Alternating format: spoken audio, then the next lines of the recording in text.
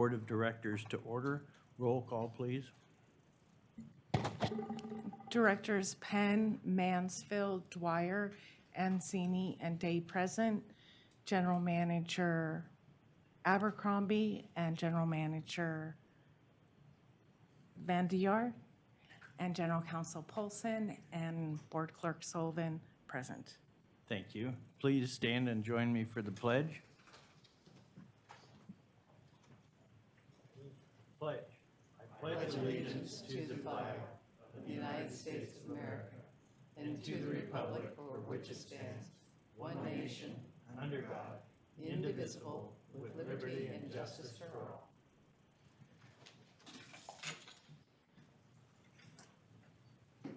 Thank you. We'll look at adopting our agenda. Do I have a motion? So moved. I'll Thank- second. Thank you, Director Day and Mansfield. Any board comment on the agenda? Any public comment on the agenda? If members of the public would like to address the board on the adoption of today's agenda, please refer to the detailed instructions on page 2.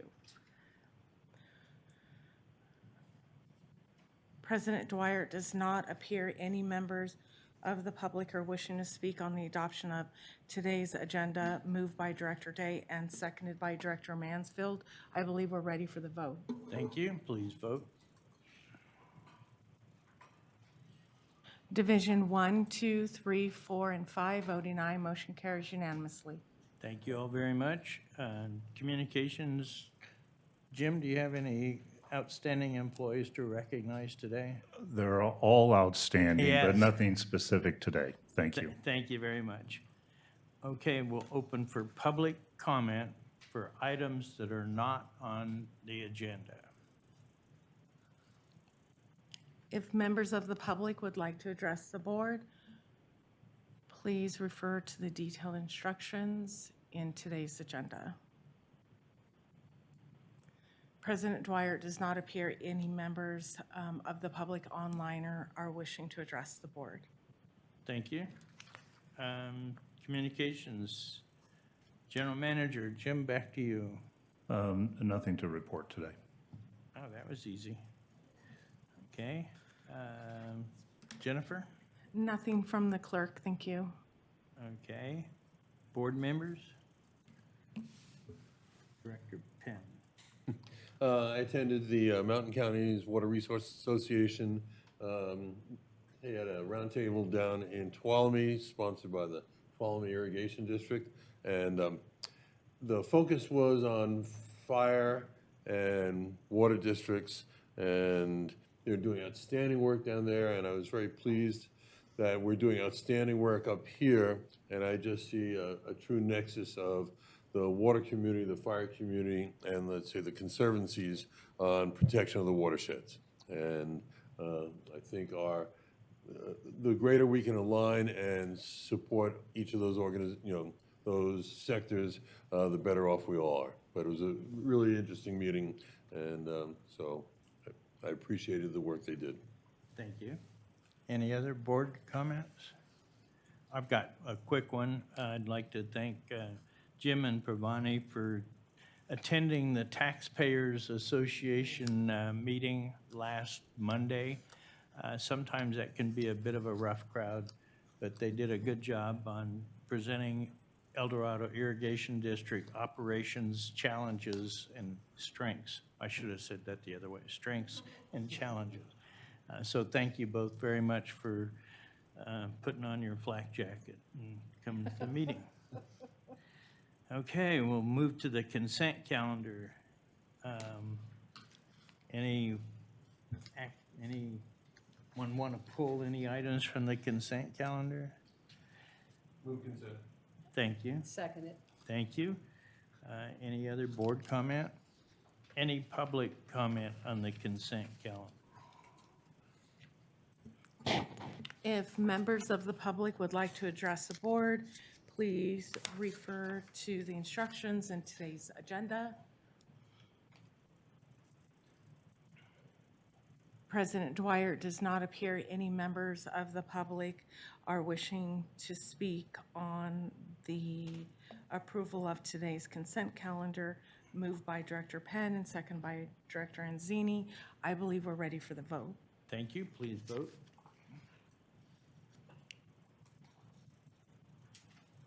Division 1, 2, 3, 4, and 5, voting aye, motion carries unanimously. Okay, we'll move to the information items. Jenny, talk to us about sewer rates. Ever exciting, right?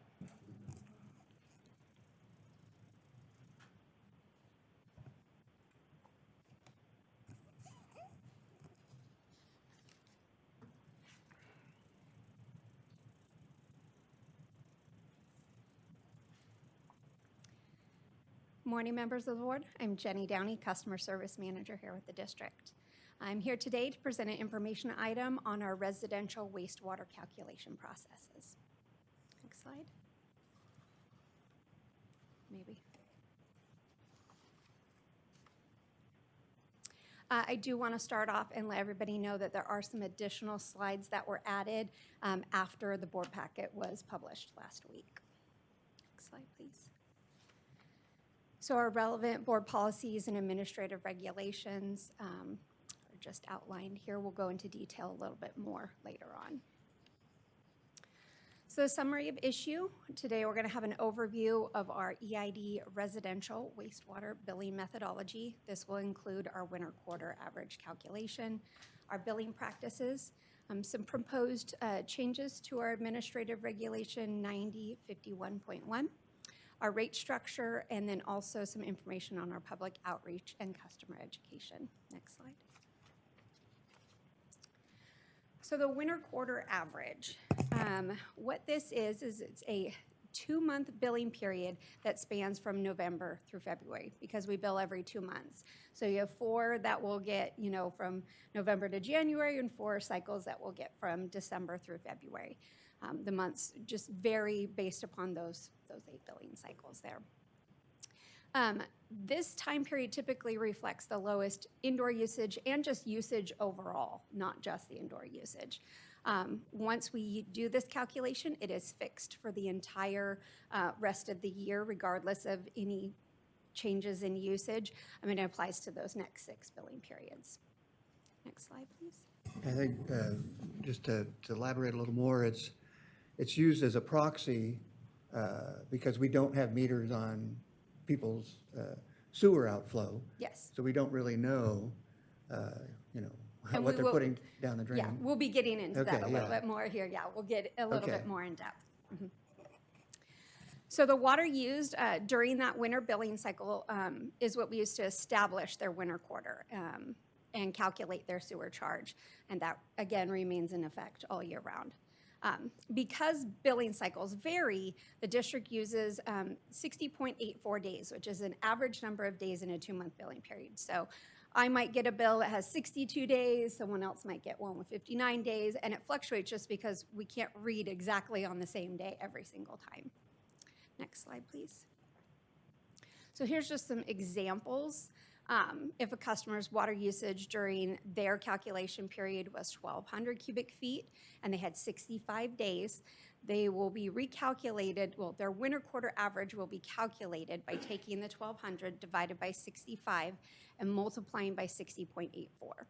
So it'll be 1,123. That is what their winter quarter calculation is for the entire year.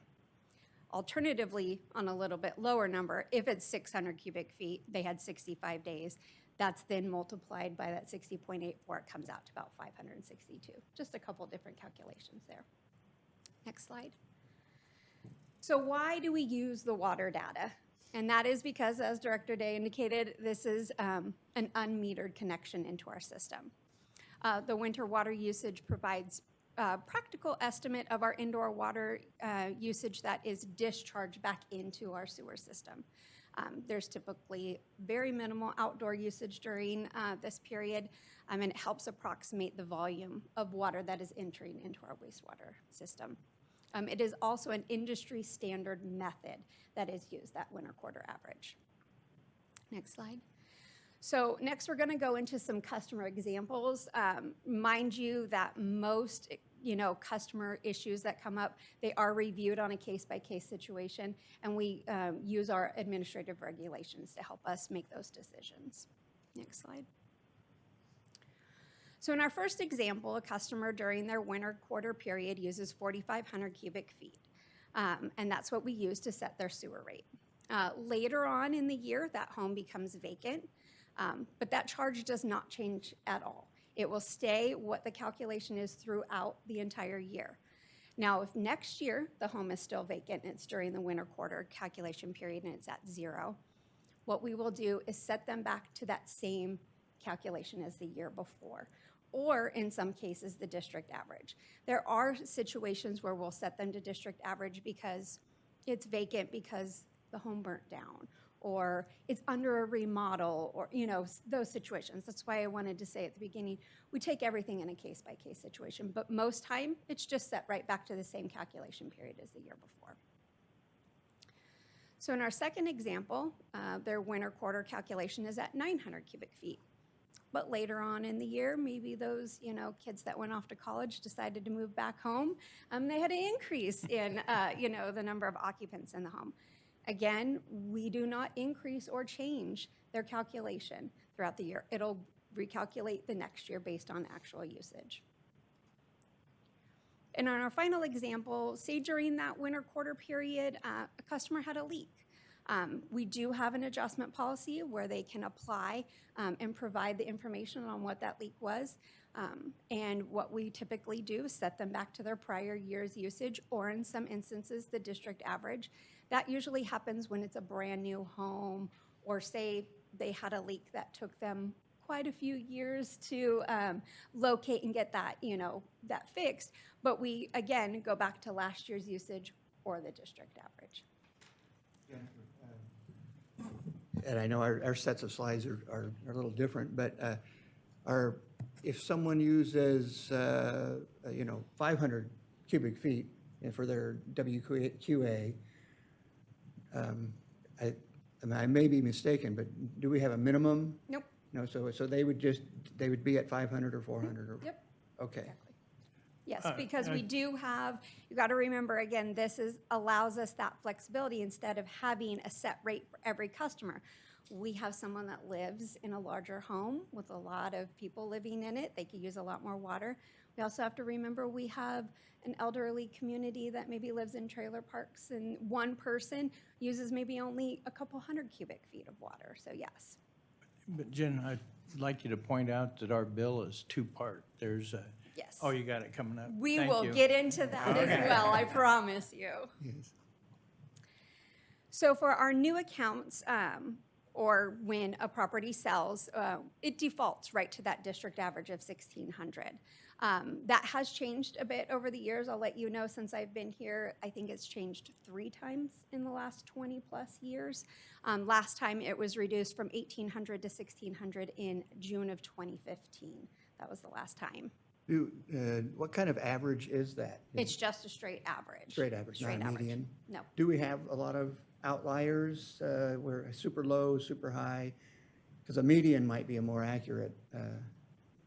I wouldn't be able to tell you right off I don't pay that much attention to the 23,000 customers' bills that go out. Maybe just there's no rush, but if we could maybe look at both averages and at some point just memo the board and let us know what that is. I'd be curious. We can look into that, but remember that it was adopted during the cost of services study, and I think that would be maybe a more appropriate time to take a Okay. look at that.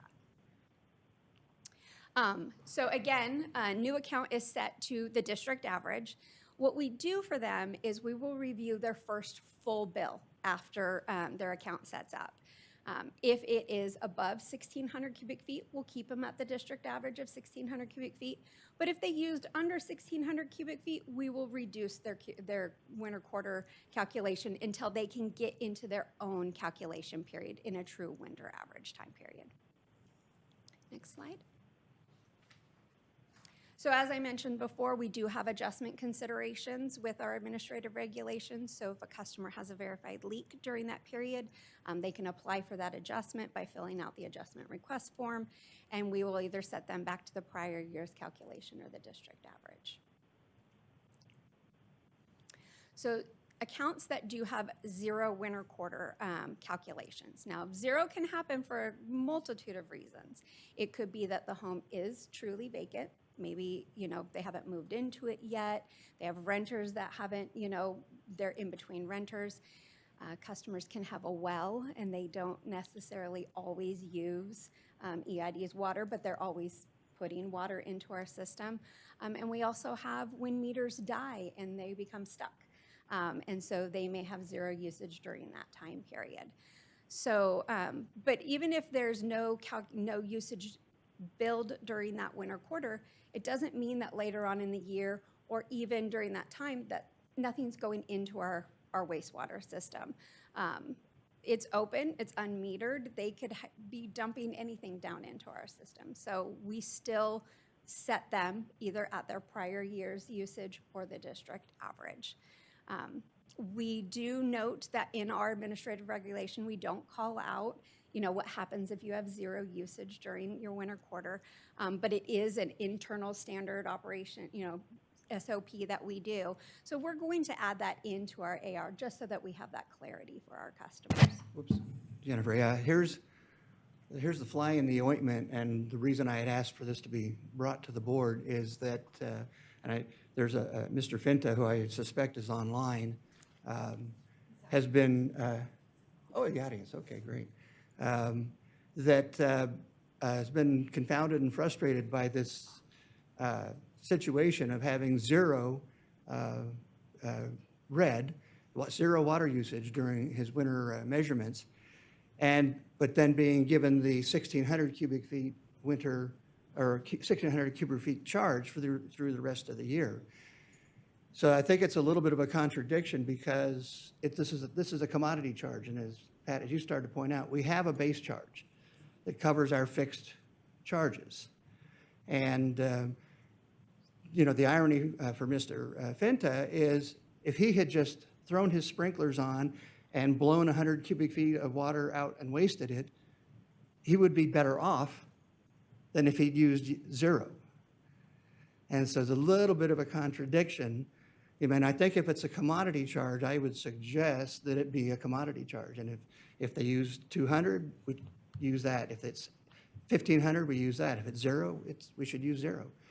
So that's where I see a bit of a contradiction I in guess what we're I'd doing. question that because what about the rest of the year? Well, I would suspect there's also cases where, because, yeah, Jenny will point that out, it could be vacant or they're on a renovation, and then 6 months later, there's people in there and they're using, and so we're undercharging, potentially. But also, it could stay vacant for the rest of the year, and we could be overcharging. I think we're just as likely to be overcharging as undercharging. I don't know. I guess there's some alternatives for us to look at that we've had in the past. Just a little bit of history of how we got here is that, yes, there is a base charge and a commodity charge, but we used to have a flat rate and everybody paid the same all year. And we changed that to encourage conservation and also to give low-income people a bit of a break, a little bit more control over their own bills, and we'll give everybody a little bit more control over their own bill. So the dilemma is, do we charge based on averages, as Jenny pointed out, and try to be fair to everybody, or do we charge based on that zero usage and then give a gift of free wastewater service for part of the year? So those kind of are our challenges and alternatives. I think you might upset Mr. Finta calling it a gift, because, again, if the house stayed empty for a year, he'd be gifting us money for usage he never used. Yeah, So as the examples pointed out. Yeah, so that's where I say if it's a commodity charge, it should be a commodity charge, and from 0 to 5,000, whatever it is, And if we're not covering our base or fixed costs enough, then when we review the next cost of service study or do an update on it, maybe we need to talk about that. But I think there's a contradiction here. I just encourage the board to let Jenny continue with the presentation, and then as she'll get into it, remind you that the charge was calculated based on our district average of 1,600 cubic feet and the base charge. So if you remove that commodity charge, likely the base charge is not meeting the costs of sewer because it was added from 100% commodity charge to a 50/50 for the low water users. Jennifer, I rarely object, but I think that I object to your participating in this. And I disagree with your point also. Well, let me maybe be a little clearer. The cost of service study was developed looking at our costs and what type of revenue requirements we would require to meet those costs and reserves.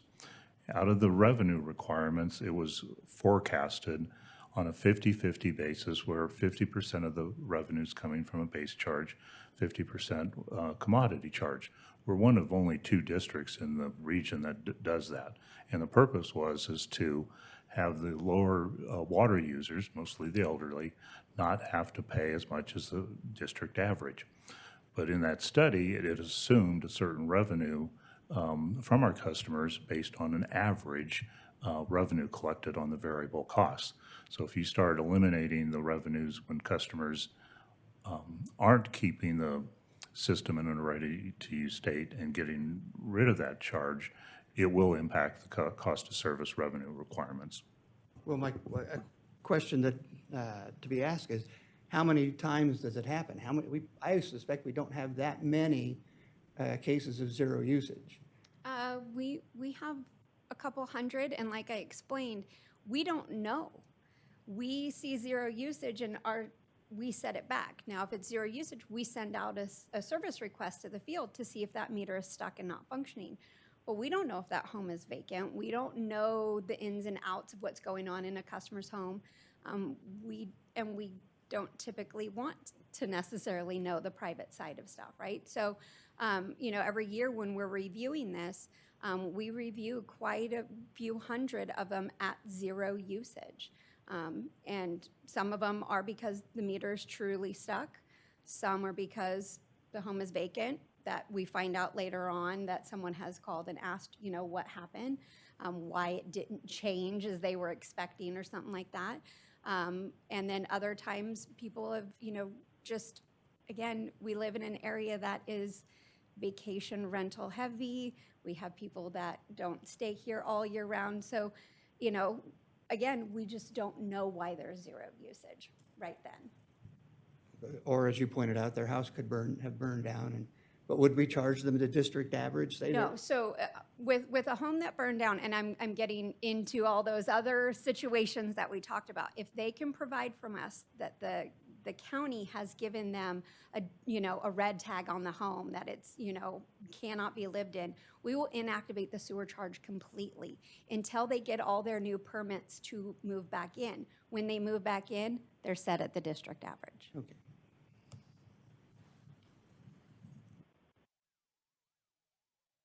All right, so as I mentioned, we are making some changes to 9051. The first part of that administrative regulation, there's no changes to it. So next slide. Where our changes are, we took out the word rate because it's not really a rate. The rate is in our rates. What we're adding in here is verbiage on the zero usage, and it says accounts that register zero usage during the calculation period may be set back to last year's calculation or the district average if they do not have an established calculation. That is what we're proposing for our clarification in our administrative regulation. Next slide. So as we've kind of touched on a little bit here in our rate design review, we are a 50/50 for fixed and variable cost, with the fixed, which is the base charge for our infrastructure, our admin, and regulatory compliance. We have a variable, which in this case with the sewer is the winter quarter average. This helps promote fairness by reducing fixed charge impacts on low water users, including many of our low-income households. The variable charge reflects an actual usage and helps keeping our costs proportional. And this, again, was established in our 2023 cost of service study. So again, fairness and transparency. It applies a consistent methodology to all our customers. It was reviewed in our cost of service. It helps support that long-term infrastructure investment and financial stability. It ensures systems remain funded and operational even during vacancies, and it helps keeps infrastructure maintained in a ready state. As I mentioned, we do public outreach to all of our customers through multiple methods. We do bill messages. Out of the 6 bills, 3 of the bills have bill messages relating to the winter time period and how your sewer is charged, and reminding people to turn their sprinklers off before we get into that calculation period. We put that information also in our waterfront and on our district website. We have a rotator on the front page that then will take them to a dedicated website, web page for it. And then the information is also shared on our social media. Go ahead. Oh, sorry. I do also want to add, for our new customers, we provide them a new account packet that also goes over how the calculation is and what they can expect. Yeah, and this is something I think I want to compliment staff and our communications department and everybody about getting the word out about this, because I have seen over the years, it has, and it goes back to our 50/50 methodology, that it's led to a lot of conservation. More and more and more people are aware that they need to turn their sprinklers off in the wintertime. And that wasn't always the case, I can tell you. In decades past, or even 15 years ago when I first started, it was, people would just set it and forget it. And it's not good for the plants or the trees. It's wasting water, and it's not good for their bill. And the word is getting out there more and more and more. And again, as we continue this, I want to compliment EID. I think that this is working as far as getting the word out of people turning their sprinklers off and conserving water and saving themselves on the bill. All right, next slide.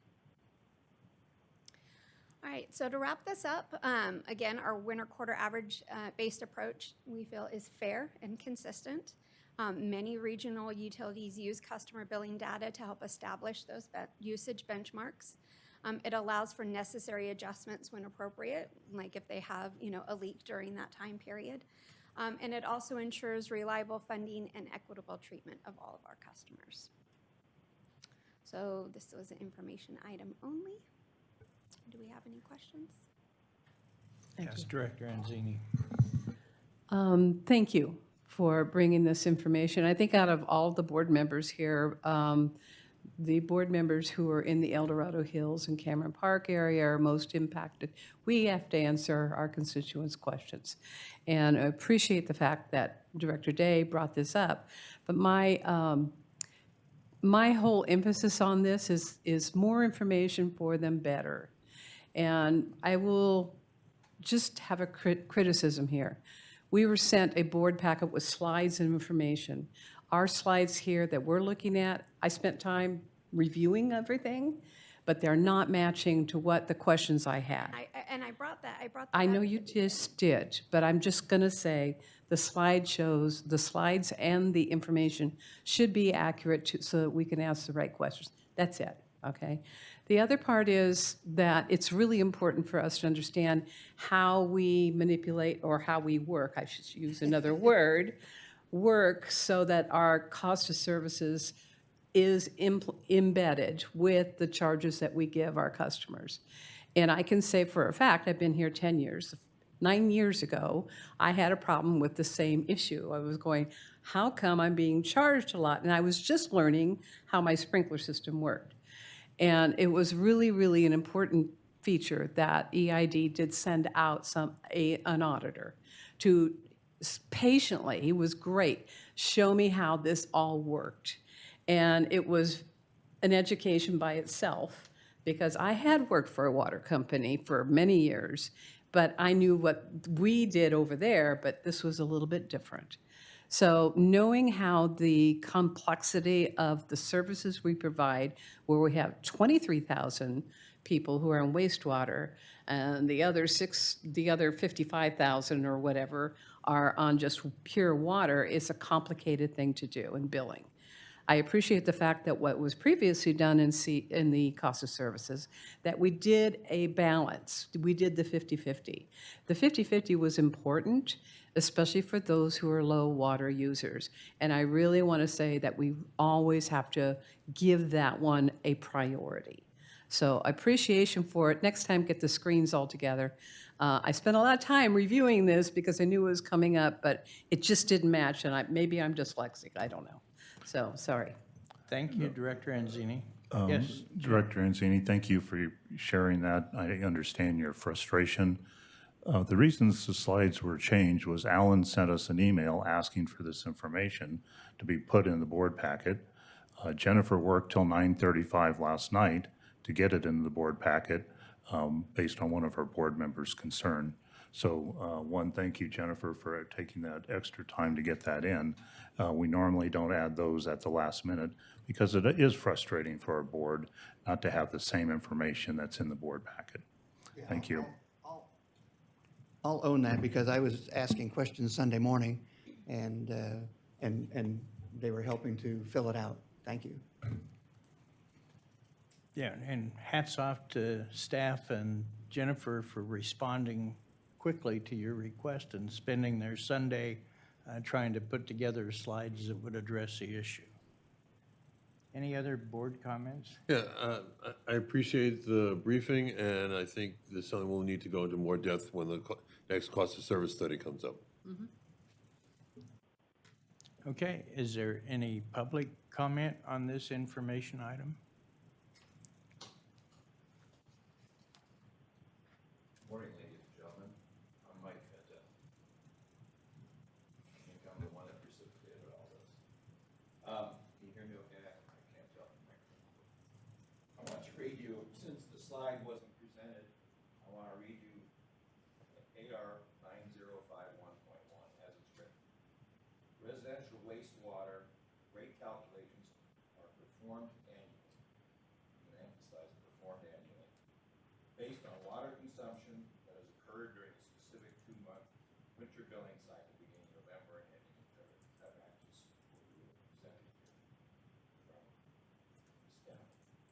For new customers, accounts will be set to the district average until the account can be reviewed, at which time the lesser of the district average rate for the first billing cycle will be used. And I'm going to emphasize this, until a winter billing cycle is established. Now, in my case, I had a tenant in the rental property and moved out in July 2024. Starting August 2024 through today, 0 water has been dumped into the sewer system in a vacant property. I gifted EID over $800 in sewer commodity charges since that time. You're welcome. The reason I say I gifted it to you because there's been 0 sewer discharge. And I was looking forward to the fact that my winter billing cycle was going to show that 0 water was consumed on the property, which 0 water was, and that's what my bill showed. So I was shocked when my April bill showed up, and I got a charge for almost $300, $288.some for a sewer commodity discharge, when I was discharging nothing. Now, do you think that's fair? Mr. Abercrombie, Ms. Downey, how would you feel if you were charged for service that you weren't using? How would you feel if you were charged for sewer commodity discharge at your own properties? Oh, I forget. You Sir, please address the board. Please do not address staff. This is the time to address the board. It's blatantly unfair. That's my point. Now, I communicated over half a dozen times with EID. EID was very well aware of my situation. Nobody contacted me regarding the fact that my bill showed I had 0 water consumption. No one contacted me to see, oh, if my meter's broken or what the situation was, contrary to what Ms. Downey just presented to you, saying that that's what EID does. They didn't do that. And I wrote an email, I'm going to read a few sentences from it, in April to the billing department.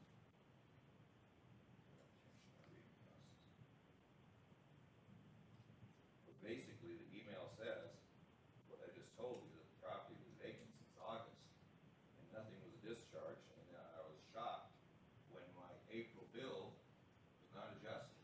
I was fully expecting, based on the regulations that EID has in place, that the winter billing cycle would adjust my sewer commodity charge, and it didn't, because nobody looked at it. So I pointed that out. I said, I request that the sewer commodity charge be adjusted to reflect the fact that the property is vacant. No one has been living in the premises since August 24, nor will anyone be living in the premises, on the premises in the foreseeable future. I actually plan to sell the property because the market's not very good right now, so I may not sell it this year. We've been 0 discharge. When ownership changes, this is the offer I made, this is reasonable. When ownership changes, or if a new tenant may take up residence sometime in the future, I will notify EID of any occupancy or billing changes, and EID can resume charging the sewer commodity charge. I think that's fair. You know, that's what happens when you have changes of occupancy in properties, but if they're sold or a new tenant takes over paying the bill, that typically, notifies the EID of a change, and you guys can charge to the wazoo. But I feel I've been mistreated by EID because the policies that you have in place were not applied.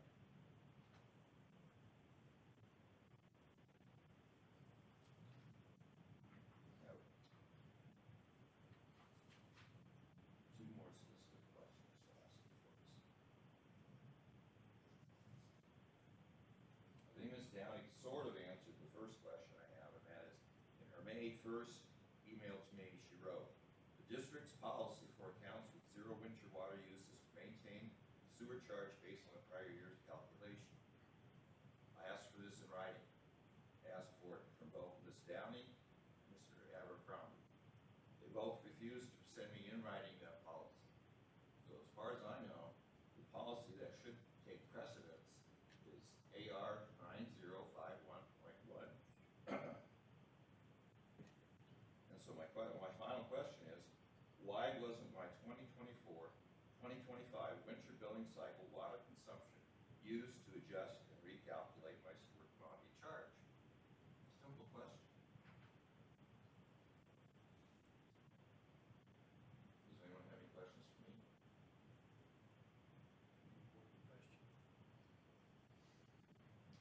Thank you. Thank you. I do have one last comment, if I may. Please do. Yeah. I just think this policy is flawed, and I think the board could easily rectify it. We don't have to wait for a cost of service study.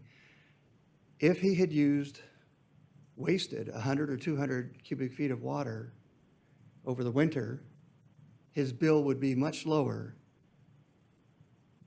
than 0. It just doesn't make sense. It's not logical. Thank you. Any other board comments? I have one. I apologize if the information in our waterfront is not as precise as maybe it could be. And I think the changes that are being suggested to clarify that point for future are appropriate, and we should say, let's do it.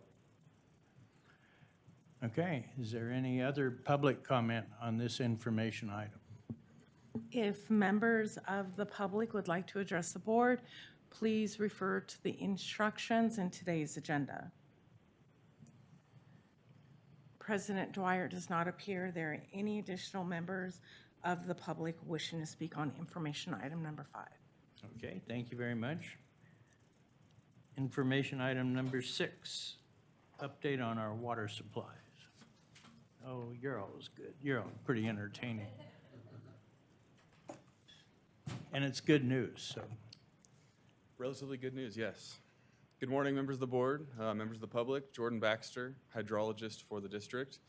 I'll talk very slowly. Oh, there we go. I'm here today to provide the final water supply update for water year 2025. So before I get into it, I will make a note. I also have changed some things in the slide presentation from what you've seen in the board packet. However, those changes are just lake level elevations to give you the most up-to-date information, so nothing really substantive changed. Photo here, this was taken from a helicopter flight on May 8th to make an adjustment at Lake Aloha. So what you're looking at is Lake Aloha in the foreground, and then Pyramid Peak, Agassiz Peak, and Price Peak in the background there. Really special place that time of year. Next slide. Summary of what we'll be talking about today. Overall, a below average winter and spring precipitation. Seems like every time it's warmed up, it's followed by a little bit of a cold spell. Hasn't been great for melting snow, but it's been a really nice spring just to enjoy in the foothills. The water supply is sufficient despite this below average winter, is looking sufficient for 2025. All reservoirs have been filled to their full capacity or are projected to be filled by the end of June. What all this means is the district is well positioned to meet our customers' demand in 2025, while also preparing for a potentially dry 2026 going forward. Next slide. So a little bit about the prevailing weather patterns we've experienced. So as I mentioned, the precipitation and peak snowpack, so we're really looking at that April 1st snowpack to get an idea of forecasting, was below average. The Department of Water Resources puts out a forecast referred to as the Bulletin 120. So this is different river reaches all up and down California. The one that's most interesting and relevant to EID is the American River below Folsom Reservoir. And that is forecasted from April to July. So how much water is going to melt and hit Folsom from April through the end of July. The first is released in February, early February. And I've listed the different Bulletin 120 calls they made. So all of them were below normal. So below normal ranges from 75% up to 100. And so February, 83%. March, it dipped down a little bit, really quite a dry February, to 75%. April, we had a good March, so April up to 87%. And then the final call was 78%. So really on that the low end of the bookend on below normal is where we're operating. So this will dictate Project 184 stream flow requirements as well as lake level targets until the next Bulletin 120 comes out in February of 2026. So below normal in general, just how our FERC license is written, is quite challenging for the district to operate in. The stream flow requirements are quite high. Lake level targets, we got to keep our lakes relatively full. So although we have plenty of water to meet our consumptive demand, what this really impacts is our powerhouse revenues. So the powerhouse can't be expected to have much revenue through these summer months and into the fall until we get some precipitation. Next slide. All right, so the district, this is one of my favorite parts of my job, but we partner with the California Cooperative Snow Surveys program. So we're one of many snow surveyors that go up in the Sierra. We use aluminum tubes to measure both the depth of snow and then basically the snow water equivalent. So what that is, if you took all that snow in that tube, melted it down, how many inches of water, kind of a weird unit of measurement, but how many inches of water is in that tube. So that's what this plot is showing. So we've plotted the yellow dashed line, that's the historic average, starting in January when we do our first survey and then ending in May. This year is in red, and then I showed last year because there's a lot of similarities to last year in blue. So the three courses we measure, they're around Caples Lake. So Caples Lake snow course, Lower Carson Pass, and Upper Carson Pass. Starting in January, you can see that we were pretty close to normal and ahead of schedule compared to 2024. Moving into February and March, it was actually kind of eerie because as we were measuring, it was very similar to I always bring the previous years just as a benchmark. And hole by hole, we were measuring very similar amount of water in February and March. And then April, we didn't get quite as big of a March. And so April, we were a little below average. And then you can see that both of them going in April to May, well below average. So what that's indicating is that snowmelt is happening sooner. And we're not having as much precipitation occur in the month of April. That's kind of a trend we've been seeing more and more the last, I'd say, 10, 15 years. Next slide.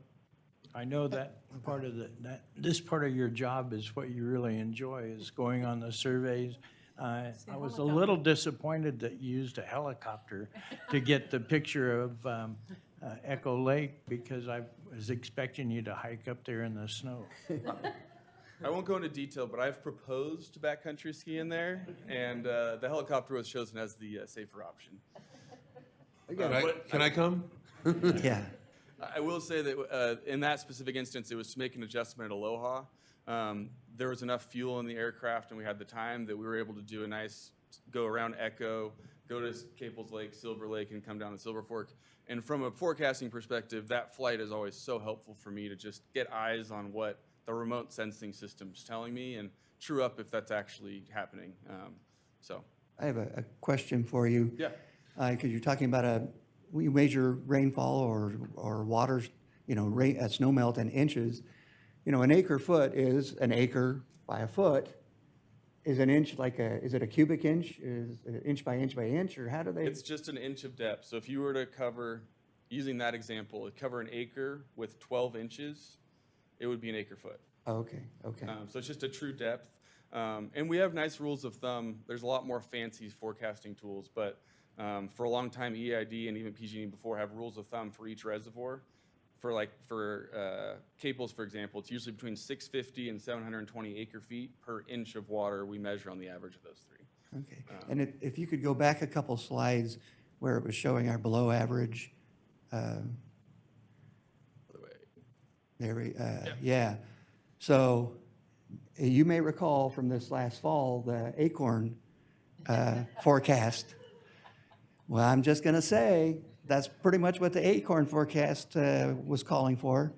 I don't question the acorn forecast. Okay, thank you.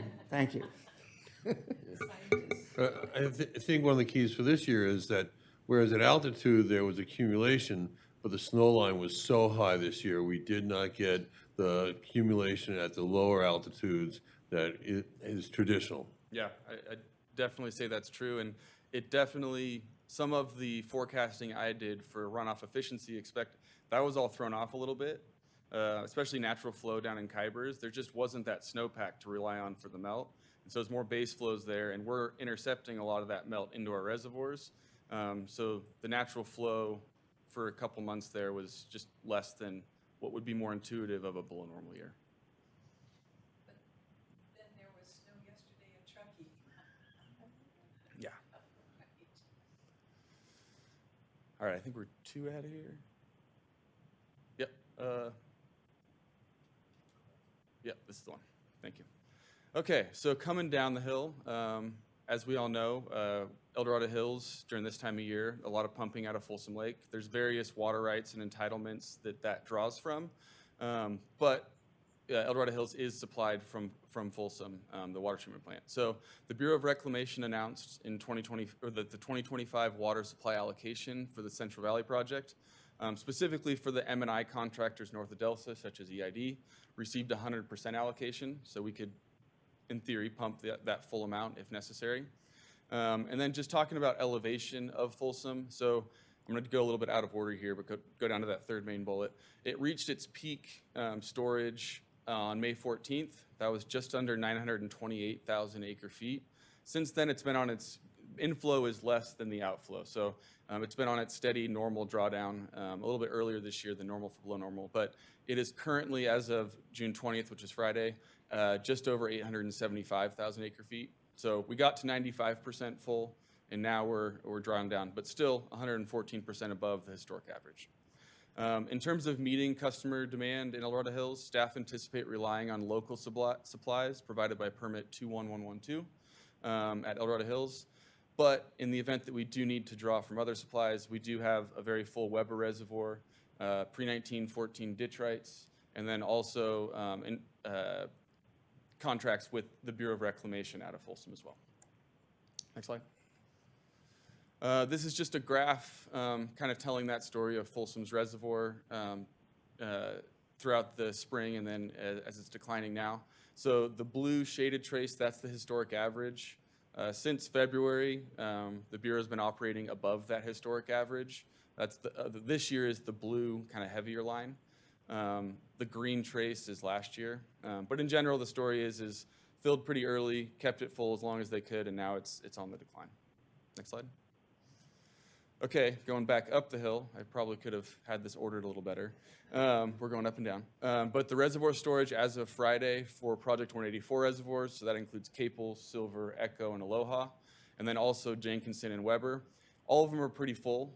Some of them are now kind of on the decline. As things got cold, the inflows have really shut down this weekend. But Capel's Lake, as of Friday, 99%. Silver Lake, 95%. Echo, 103%, so it's just spilling over the tops of those boards a little bit. Lake Aloha, 96%. Jenkinson Lake at 97%, and then Weber Reservoir, 98%. One comment I'll make, it's kind of a non-intuitive thing with operating these reservoirs. Capel's and Aloha, in quite a few water years, but below normal being one of them, we are asked to keep it very close to 100% full by the end of June, but we can't spill. So it's always a balancing act of trying not to spill, but also being in striking distance to be able to fill it at the end of the month. Next slide. Talking about long-term supply management. So the district, as we've discussed, is well positioned to meet 2025 demands, but also preparing for that a potentially dry 2026. Carryover storage, we always target 25,000 acre feet as kind of that minimum we'd want to at least plan to not go below. We're conservatively forecasting to be at around 32,000 feet on September 30th, so the end of the water year. Next slide. This is just a plot showing below normal years in recent history, so 2016, 18, 24, and 2025. 2025, again, is in red, and then the other years in various colors. Generally, we fill Jenkinson in February or March in a below normal year. It stays full as long as inflow from Camp Creek and the local watersheds is great enough to be greater than the demand at Reservoir A. And then we are now currently on that drawing from the reservoir phase where Reservoir A demands are higher. And so projecting, if we were to have a projected line, the red line's kind of buried underneath there, but 2018 is a pretty good conservative estimate. It was relatively high customer demand and a really dry fall. So didn't really get a boost in storage in those fall months. So if I were to project here, I'd use that green trace as an estimate of where we would be. Next slide. All right, this one, there's a lot to unpack here. The board saw this, I believe, in the last midwinter water supply update. But what this is trying to convey is the relationship between carryover storage and how much demand there is from our customers at the various water treatment plants. So the stacked bar charts, that's showing demand at each of our water treatment plants. So Res A is in blue, El Dorado Hills is in orange, and then gray is Reservoir 1. That's tied to the left axis in acre feet. And then the red line at the top, that's September 30th carryover storage at Jenkinson Lake. In general, what I see when I look at this is an inverse relationship. The higher the demand, the lower Jenkinson gets pulled down. And I've highlighted the below normal years in recent past, that purple box around it, just to give us an idea of kind of what we can expect, both on the customer demand side and then where Jenkinson might be September 30th. Next slide. A little bit of that in words, and then talking a little bit more about customer demand. Customer demand so far this year, talking calendar year, is higher than other below normal years. So the data set I looked at here was from January through May, looking at the amount of water that's moved through Reservoir A, Reservoir 1, and El Dorado Hills, and comparing it to recent years. So It's been 22% greater than recent below normal years. So again, that's 16, 18, and 24. However, if you look at the previous 5 years, it's only 3% greater than 2020 to 2024. So what this tells me is, while yes, we are on track to, or there's more water moving through the system compared to a below normal year, it's within the normal range, and maybe we're acting more, maybe demand is more indicative of a dry water year type, which is kind of how it's shaping up to be. And somewhat intuitive too, because we're on that very low end of a below normal, and yeah, closer to dry. Okay, so this is a plot looking at the previous 5 years as well as 2025. This year again is in red, and you can just see the spread of different water years and the shape of that demand curve. This is the sum of all three on a monthly basis. But you're fine. Next slide. Similar graphic, but just looking at those below normal years. So you can see that red on every single month. It's been a few percentage points higher than the next highest below normal recent year. Next slide. And lastly, talking about customer engagement. So Gordon. yeah, go ahead. So are you attributing this to the fact that it was dry earlier and people turned on their irrigation, their sprinklers earlier? Or is it a trend in just general customer usage or something else? It may be a combination of both, and it's hard to tell. I'm really curious to see how the rest of the curve shapes up. But I know personally, I mean, I don't have a dedicated drip system in my house, but I brought the hose out earlier this year just because the plants looked like they needed it. So that's, like, for me, that might be the reason why.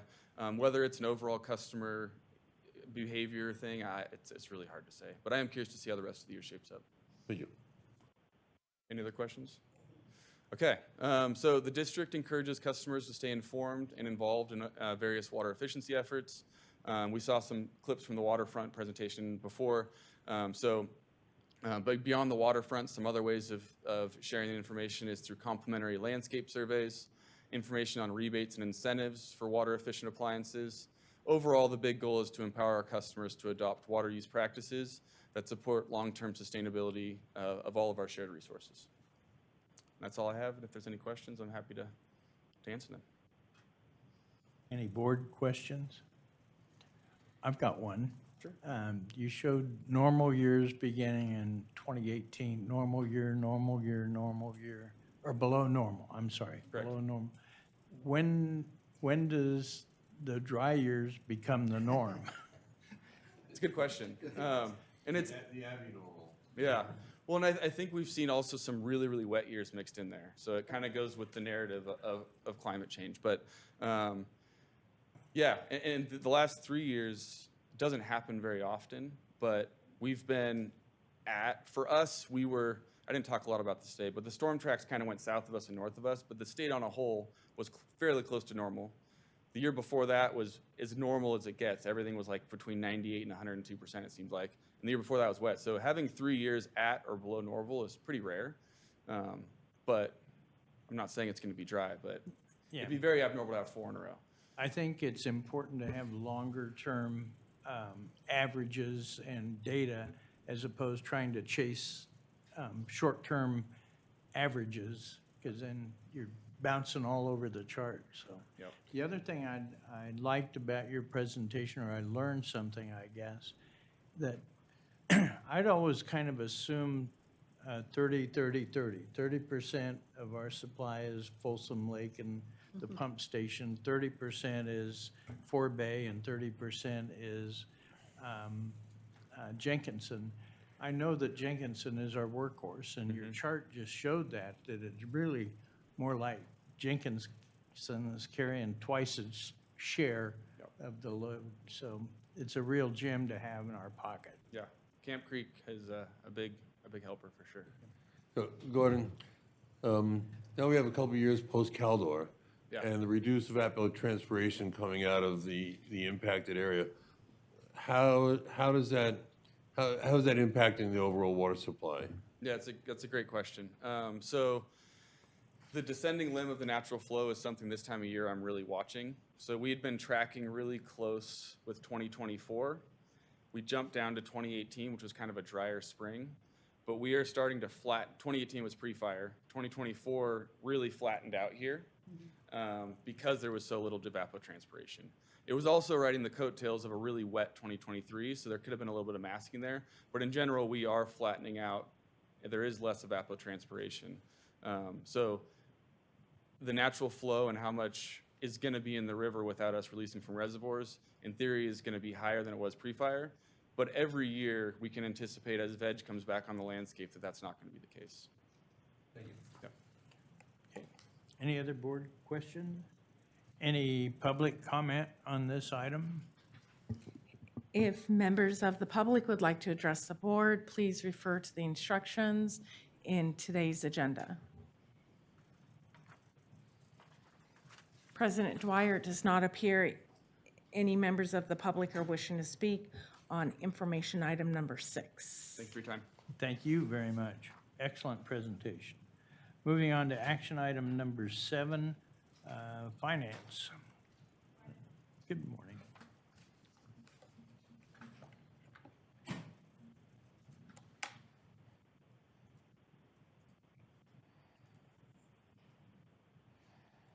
Good morning, President Dwyer, members of the board. My name is Sarah Kaysen, and I'm the interim finance director here at EID.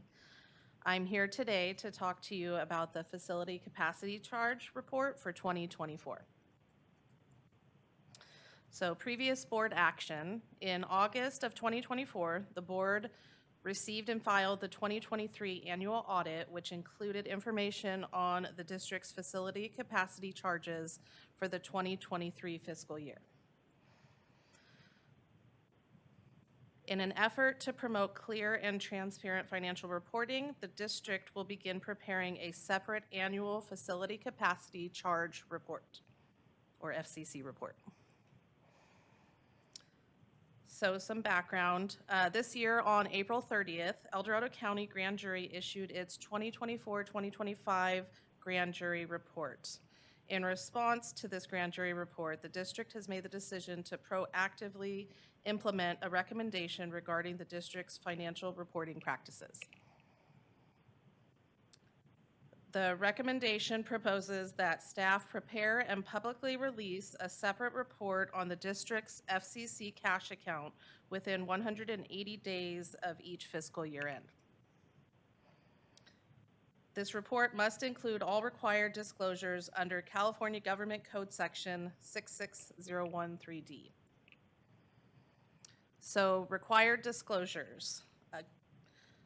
Government Code Section 66013D requires disclosure of the following: a description of the charges deposited into the fund, the beginning and ending balance of the fund, including interest earned, total amount of charges collected during the fiscal year, and then finally, detailed identification of each public improvement funded out of the FCC cash account, FCC projects completed during the fiscal year, and FCC projects planned for the next fiscal year.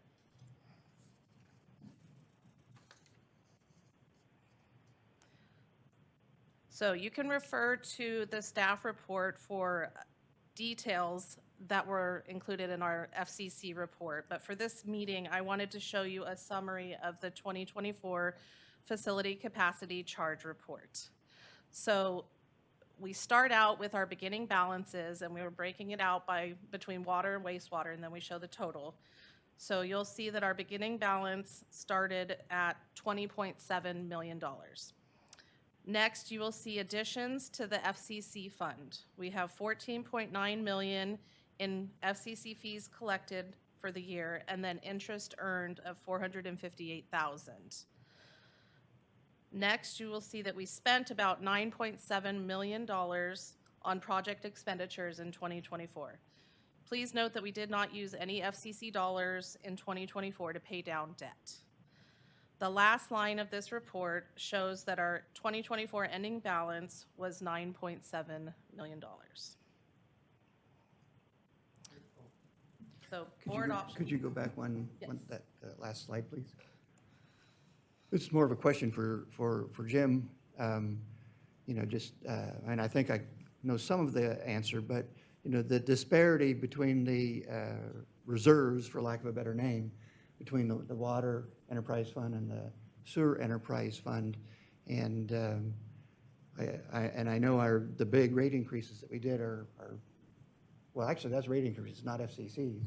But why, why for the FCCs is there such a big spread between the two, especially with water being 60% of our formula? I think the audit will disclose this probably than what I can share, but some of that was used to replace the Caldor flumes, part of our, what's that called? The component of the FCC. I'm losing track of it, but there's a base charge of the FCC that we can use that for. Some of it was paid for some of the debt as well, but significant more capital work is done in the water than wastewater side. We do have a couple projects coming up on the wastewater side that will eat some of that up. I think the big one, Strolling Hills, is going to be a big one. That's the last piece of the mother lode force main. So that's primarily the, not discrepancies, but the difference between water and wastewater. Thank you. And I think in our CIP, we didn't have as many projects listed for wastewater as we did for water. Okay. Any other board questions or comments? But we're gonna have a major bill coming up when, you know, our wastewater treatment plants need to be addressed, so that's really what's hanging over our head. Yeah, thanks for pointing that out. I think that one of our action items is a study on our needs for our wastewater treatment plant. And it's one of those things, don't ask a question if you can't stand the answer. Because what we saw with the water treatment plants was there was a lot more work than we had really thought there was in those plants after the condition assessment was made.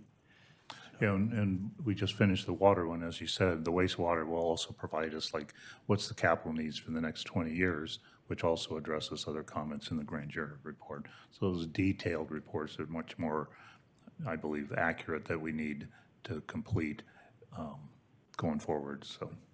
Okay, thank you. Any other board comments or questions? Is there any public comment?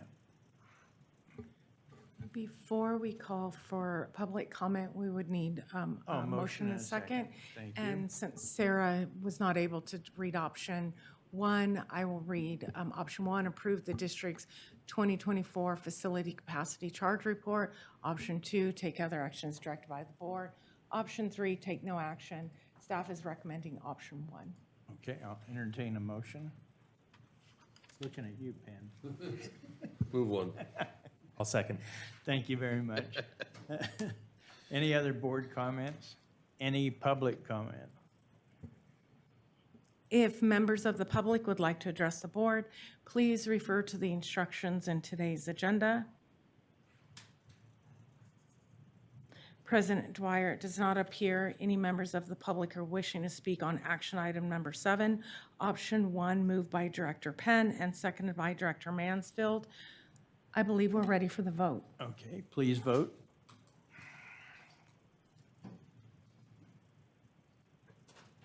Division 1, 2, 3, 4, and 5, voting aye. Motion carries unanimously. Thank you. Moving on to action, and thank you, Sarah. Moving on to action item number 8, the grand jury report, the response to the grand jury. Great, thank you for the opportunity to respond, at least in the draft form on the report. This draft response was jointly prepared by Pravani, myself, staff, including Brian Polson, John Money, and our expert finance person, Brian Thomas, that all contributed to this. I'll start with the report. I know Pravani would like to also provide comments on that toward the end of this. So let's go to the next page, please. In summary, the grand jury issued the report. It has 7 findings, 5 recommendations, and we have a draft response for the board to review. With the board's acceptance, I'm not going to read all this, but I'll just highlight it. It's certainly clear in your package. The grand jury indicated that turnover impacted transparency and financial reporting. The district agrees with that finding because we had significant turnover there. Positions are filled and staff's being trained. I believe the current financial director's position is filled, or almost filled. It's done. It's just we need to dot an I or cross the T. But the financial director should be on board soon. With that, the staff will be completely full. Next slide. The finding is commingling of funds. I also shared this draft report with the auditor as well to make sure we're 100% compliance with that. So the claim was we had improper fund transfers and lack of oversight by the board. District disagrees with this finding. The accounting practices have always kept the water and wastewater funds separate according to GAAP. Don't ask me what that acronym is. It's governmental, I think it's governmental accounting. Thank you. The year-end journals entries were aligned with the fund activity. The cash overdraft issue that the grand jury cited was disclosed in the 2023 ACFR. It was really a reclassification, as I shared with the board, from restricted to unrestricted funds. So there was no improper funds transfers there. I would just say, I think we should be explicit in our response to them that there was no use or transfer of funds between the enterprise accounts. I believe that line there, district's accounting procedures did not result in commingling of funds between the water and wastewater enterprises. Okay. I mean, to me, that's pretty clear. I did want to highlight the overdraft that we did brief the board on that. And then the pension misallocation identified in the 2023 ACFR is being corrected in the 24 audit, and there'll be a restatement that the auditor will present to the board to correct that. Number 3, please. The grand jury called for clearer FCC reporting.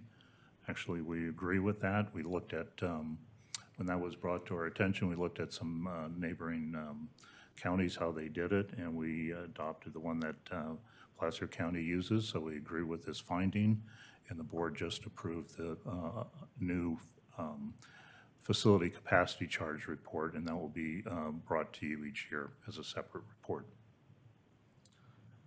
Finding 4. This one was interesting. The claim, the board lacked oversight on the 2022 pension obligation bond.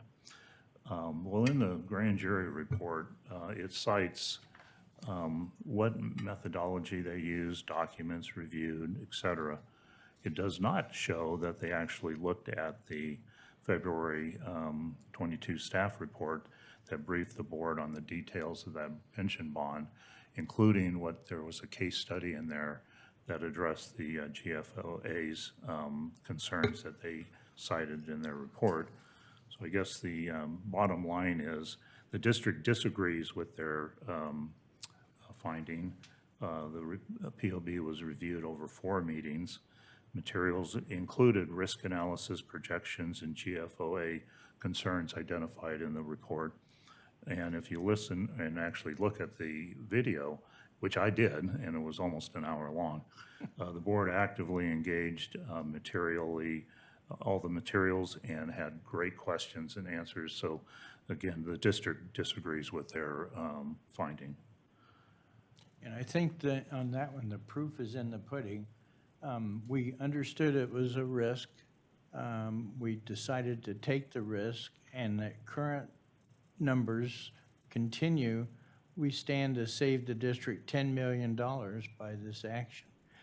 That could change depending on the economic situation, but right now it looks like a really good decision. Yeah, and I'll concur with Pat. I mean, we actively discussed the risks involved, and I think we went in with our eyes wide open. Absolutely agree with the board, disagree with the grand jury.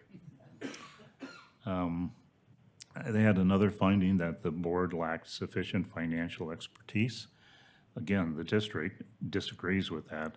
I mean, I've been here 16 years, and we've done lots of refinancing of the variable rates and higher rates to lower rates. We did the pension obligation bond. So the district disagrees with that finding. The board actively engaged in all the financial matters. They had regular participation and made informed decisions. And they also received support from our independent financial auditors, our advisors, and consultants. So I think the board did their due diligence and has the competence and the determination to have that good, sound financial decisions being made. Finding number 6, grand jury indicated that construction costs are not reflected in CIP reports. District disagrees with that. The CIP include planned construction costs within the 5-year timeframe. The board reviews the annual CIP workshops and the rates in the 23 cost of service study abides by the 5-year limitation on those studies. But when, like we did in 2022, when the board adopted the 2020 cost of service study, we can update that as new information comes forward because we update the CIP every 5 years. No, we update it every year, so it's a rolling update. And then we provide the financial forecast on compliance with our rates and our revenue projections every year. So we believe that we just disagree with the finding of the grand jury. Yeah, this one kind of confused me. First of all, it's a kind of a vague statement. And the only thing I could relate it to was in some years past, the board had noticed that we might get a proposal for design. It was going to be $500,000 or something like that. And it didn't always include what the overall project costs were estimated to be. The board noticed that, addressed it, and the staff has since included those estimated overall costs.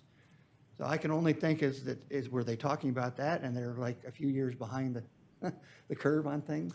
I don't know, but as the engineering group starts determining what the basis of design reports are, and then you get more detail on what's required, you're meeting with some regulatory folks on what they're going to allow. I mean, Silver Lake Dam is a great example. It's taken many, many years, well, even Forebay, many, many years to get that project approved, but through the regulatory process as well. So we don't really have a good hard construction number until you get into the 90% design range. So as those things are determined, we certainly brief the board. Now we can try and guess at those, but I don't want the board to hold us responsible for a guess. So I think due to the nature of large projects, you need the detailed engineering work to progress to a point where we have good numbers for the board to consider.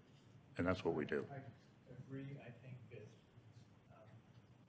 not wise to try to estimate what construction costs are going to be before you even have the design complete. And look at these projects are long-term. The steps to get there, to get the design contract, to get the environmental reports, to finally move, we're talking 10 years. And I guess I'd have to point out the high-speed rail had an original estimate for whatever that was worth, because the actual construction costs were a lot different. So again, and I think I've mentioned this several times when we've had construction projects coming up, but it also is a situation where perhaps it's viewed by the public or and definitely the grand jury at this point, that they may not have a grasp on the complexity of what EID is doing. And part of that is we have deferred maintenance, and public agencies across the state do deferred maintenance. School districts are one of the biggest ones that go through this. City councils go through this. Any public agency who is dealing with tax dollars, or in our case, ratepayers' dollars, It makes it really difficult. And, you know, I'm not comparing apples to apples. What I am comparing is the difficulty of the complexity of our water system.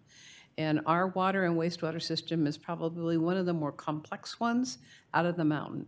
We have flumes, we have filters, we have different customers, we have other essential things that demands, which are working with FEMA when we need it, working with the Bureau of Reclamation, working with the State Department, with the federal forestry. So there's all kinds of complexities that go into these projects. And I don't think everybody truly understands the complexity of permits and how we keep our system running. And it is my hope that people will understand when we do capital improvement projects, that we have to be compelled to make sure every little thing is thought about when a project's brought to us. And that means to the point of how many screws you need to buy. So it's really, I know it's like too detailed, but sometimes a basic voter or a basic understanding of how the system works, it's not there until you're on the other side. And for Pravani's sake, I hope the board's not going to ask you how many screws you put in this project or not, but anyway, that tongue-in-cheek comment. And then lastly, under the finding 7, the grand jury indicated the past board's deferred maintenance and derived up recent rate hikes, the words up there. And I think the district agrees to that. I mean, the board is responsible for balancing service reliability and maintenance and rate affordability, and it's a tough call sometimes. Sometimes you can think, okay, well, we have to bite the bullet and do the rate increases, and other times you think, well, you know, we got to scale back and maybe we can afford to defer things. But again, given the finding of the grand jury, I believe the district agrees with this. And at the same time, the board's been supportive to do the rate adjustments to support long-term operational needs. Next slide. Recommendation number 1, direct the auditor to verify that the 2023 internal control issues have been corrected. District response is it requires further analysis. And the reason is we don't have the grand jury or the auditor's report in front of us. So the audit will be here on July 28th. And the findings, the auditor will, since it's an independent auditor, they'll determine independently whether those internal control issues are corrected or not. And then both Pravani and my commitment is the corrective actions, if warranted, will be addressed and will be brought to the board for their consideration. Recommendation number 2 is the FCC report within 180 days of the end of the fiscal year. District will implement. The board actually implemented just a minute ago. So that's done. Recommendation number 3 is to establish Finance Committee by September 30th, 2025. District will not, recommended response will not implement it. We actually had a Finance Committee on the books, but all the board members want to participate in the Finance Committee. So we might as well just do it at a board meeting. It saves time, it saves, minutes and all that other stuff. So I recommend that we don't implement it and have the board continue to provide the oversight directly and have the support by our independent external financial experts to provide that expertise to the full board. Okay, recommendation number 4. Grand jury include the total cost estimates, including construction for CIP projects. Again, as I said before, the district will not implement. The costs are already shared during the workshops and board actions, and to the extent we have good numbers, we share that with the board. Long-term cost planning's already underway. You just saw the long-term water master plan. and we're doing the wastewater plan. You'll see all that and what the long-term needs are. So we believe that's not necessary. And then lastly, the grand jury recommended extend the CIP from 5 years to 10 years. Again, our recommendation is no, not to implement it. The 5-year CIP is consistent with industry practices and the cost of service alignment. And the Prop 218 supports the 5-year rate structure. And again, if it was 5 years and you're done, you have to restart it 5 years from now, that's one thing. But we update it every single year, so you know what projects are coming forward. And if we see something out there that needs to be addressed by the board, we can certainly highlight it in the staff report. For example, I think we've briefed the board on probably in the next 10 years or so, we'll need to start working on our transmission line replacement. So where do you fit that in the debt service portfolio? And I've shared with the board probably in the 2035 range. You know, it's not as exact date, it's not as exact location, but we do a lot of forward thinking in that. So those are our recommendations, and I think, Pravani, you would like to come up and also share with the board your thoughts. Thank you, Jim. Good morning, board members. I want to ensure that I give you comment related to the responses of the grand jury report because of Jim moving out the door and me coming on board and my commitment to our responses and where EID will be going. Consistent with the responses that have been provided to you in terms of the financials, there was no commingling, no mismanagement of the funding. Now, yes, there were allocation errors, and allocations are allowed between enterprise funds. That is nothing that is disallowed in terms of financials. EID is in the process of ensuring that that is addressed. In terms of the other responses that we've provided, I will ensure that going forward, EID remains consistent with meeting those that we agree with and the implementations that we've made, including the FCC report. The last point I want to speak to is, I believe the grand jury report towards the end recommendations is asking for long-term financial planning. Now, I will caveat that with our costs for projects that occur beyond the 5-year CIP are estimations for the many reasons that Director Enzini eloquently indicated. We have estimations, we have studies that give us general direction as to where we're going and what those general costs needs are going to be. However, we cannot commit to those until we move down the design and the planning phases of those. We will generally try to communicate that publicly as best we can to give our customers the ability to understand what our financial challenges in the future might be. And that would be a long-range financial plan, but it will always be included that there's a caveat to what we're communicating. It is a very general indication as best we can guess at that for the long term, but that is a commitment that EID has met and will continue to meet over time, is looking beyond just the 5-year. It is very difficult to caveat those so that the public understands that the numbers we give are very generalized, but that is critical to understanding what those represent, because typically those numbers increase substantively as you get closer to those timeframes.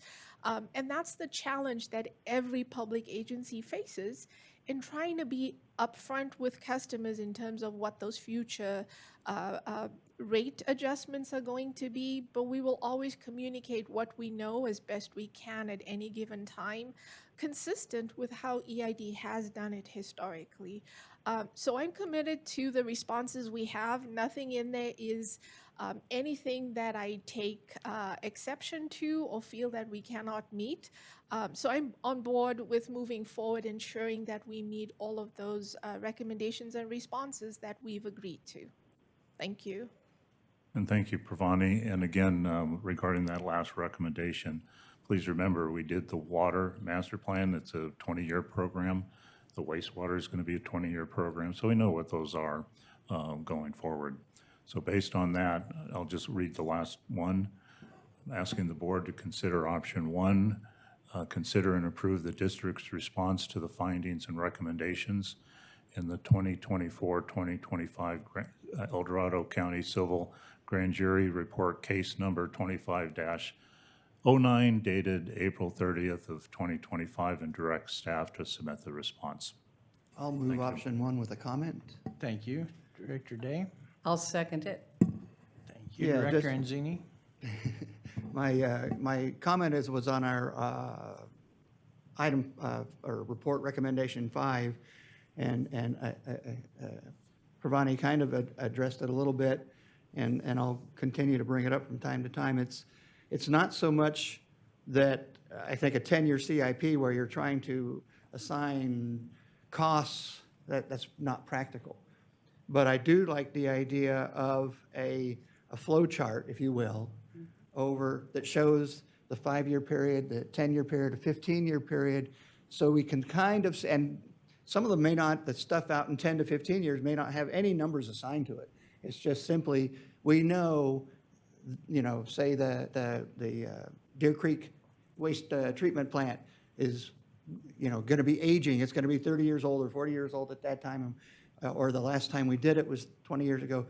That's something we're going to have to be looking at in 10 to 15 years. By accident, we've kind of done that because,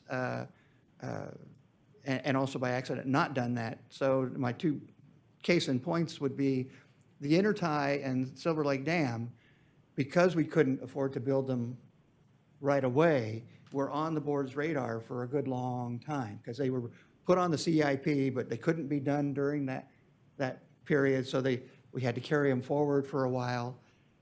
But that was useful because we knew about those way, more than 5 years in advance.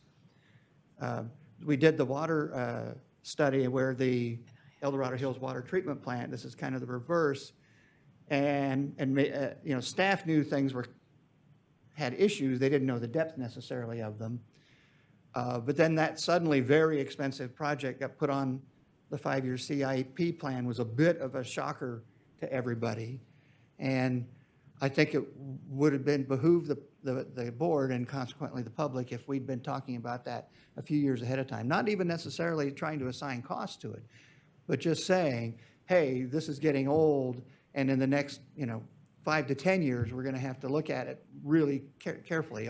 Or in the next 10 to 15 years, this is coming down the pipe.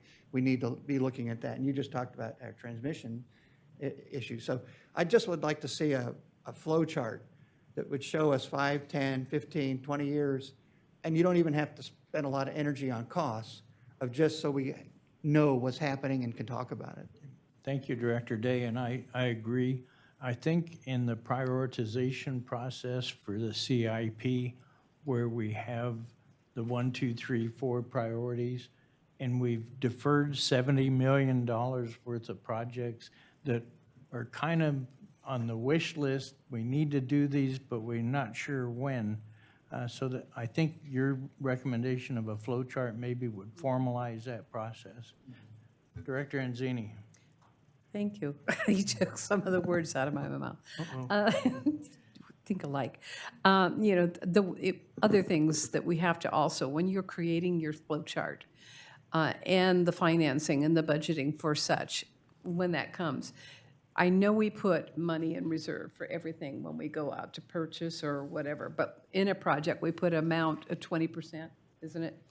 I'd like to also label that an emergency fund, because a lot of people don't understand what Caldor Fire did to our projects. And that set us all back, that set our staff back, and it spent a lot of time on dealing with an emergency of chance of almost losing water to all of our ratepayers. So we have to have that. I know we do risk assessment and all that, but I think it's also basic understanding of ratepayers, understanding that we have to fund these emergencies if something has been put on deferred. And that is not always intentional, but it happens. Thank you. Just for clarification, in the cost of service study, it showed about, I'm trying to remember the number, but I think it's around $40 million in reserves. If we didn't have that when the Caldor fire happened, I'm sure we got insurance later on payments, but we had to use those reserves right away. So it's critical to maintain the appropriate level of reserves. So I 100% agree with you. Director Mansfield? Most of the words were stolen right from out of my mouth, but I think we have numerous long-term planning documents that are publicly available. I think the prioritizations 1, 2, and 3, show the direction adequately. I just wanted to point out that I felt that the report had a real lack of empathy for the emergency that we were dealing with during that time period to our critical infrastructure. Thank you. Director Penn? First, I'd like to thank the grand jury. I believe that as a public organization, we need to be able to withstand scrutiny at any time and in times to invite scrutiny, as long as it's constructive criticism. As you see that we disagree because hopefully we know more about the inner workings and the issues than the grand jury did. But again, I'd like to thank them and the need for ongoing transparency. I think one of the key things on the finance side in the grand jury report is a statement that they found no malfeasance. And that, I think, is important to emphasize, that there was no malfeasance. Yes, there were some accounting issues, but all the money that we have was managed and spent appropriately. Looking at the long-term stuff, as they say within this universe, as you get closer, it goes from a wag to a swag, right? And as my predecessor was fond of talking about the price of plumbing fixtures at Home Depot and how it changed dramatically over a period of time, right? And it would just recall that.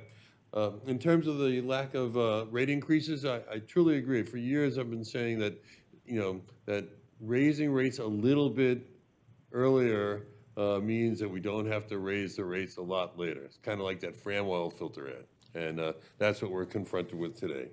On the thing of the finance committee, as Jim said, everyone wants to be on it, and then we violate the Brown Act. So it's a challenge for us, and we all talk about you talk about the long-term projections. I fully agree with that. We have to look 50 years ahead of time, and that's we do it in chunks to kind of deconstruct things, but we need to look down 50, 75, 100 years down the road, and the bottom line is we got more stuff to do and not enough money to do it, and I think we're trying to do the best we can. So those are my comments. Thank you very much. Any public comment on this item? If members of the public would like to address the board, please refer to the detailed instructions in today's agenda on page 2. Director Dwyer does not appear. There are any members of the public wishing to speak on action item number 8, option 1, moved by Director Day and seconded by Director Anzini. I believe we're ready for the vote. Okay, please vote. Division 1, 2, 3, 4, and 5, voting aye, motion carries unanimously. All right, thank you very much. Thank you, Jim and Parvani, for the well-thought-out response to the grand jury report. And we'll see what happens. Okay, let's go buy some vehicles.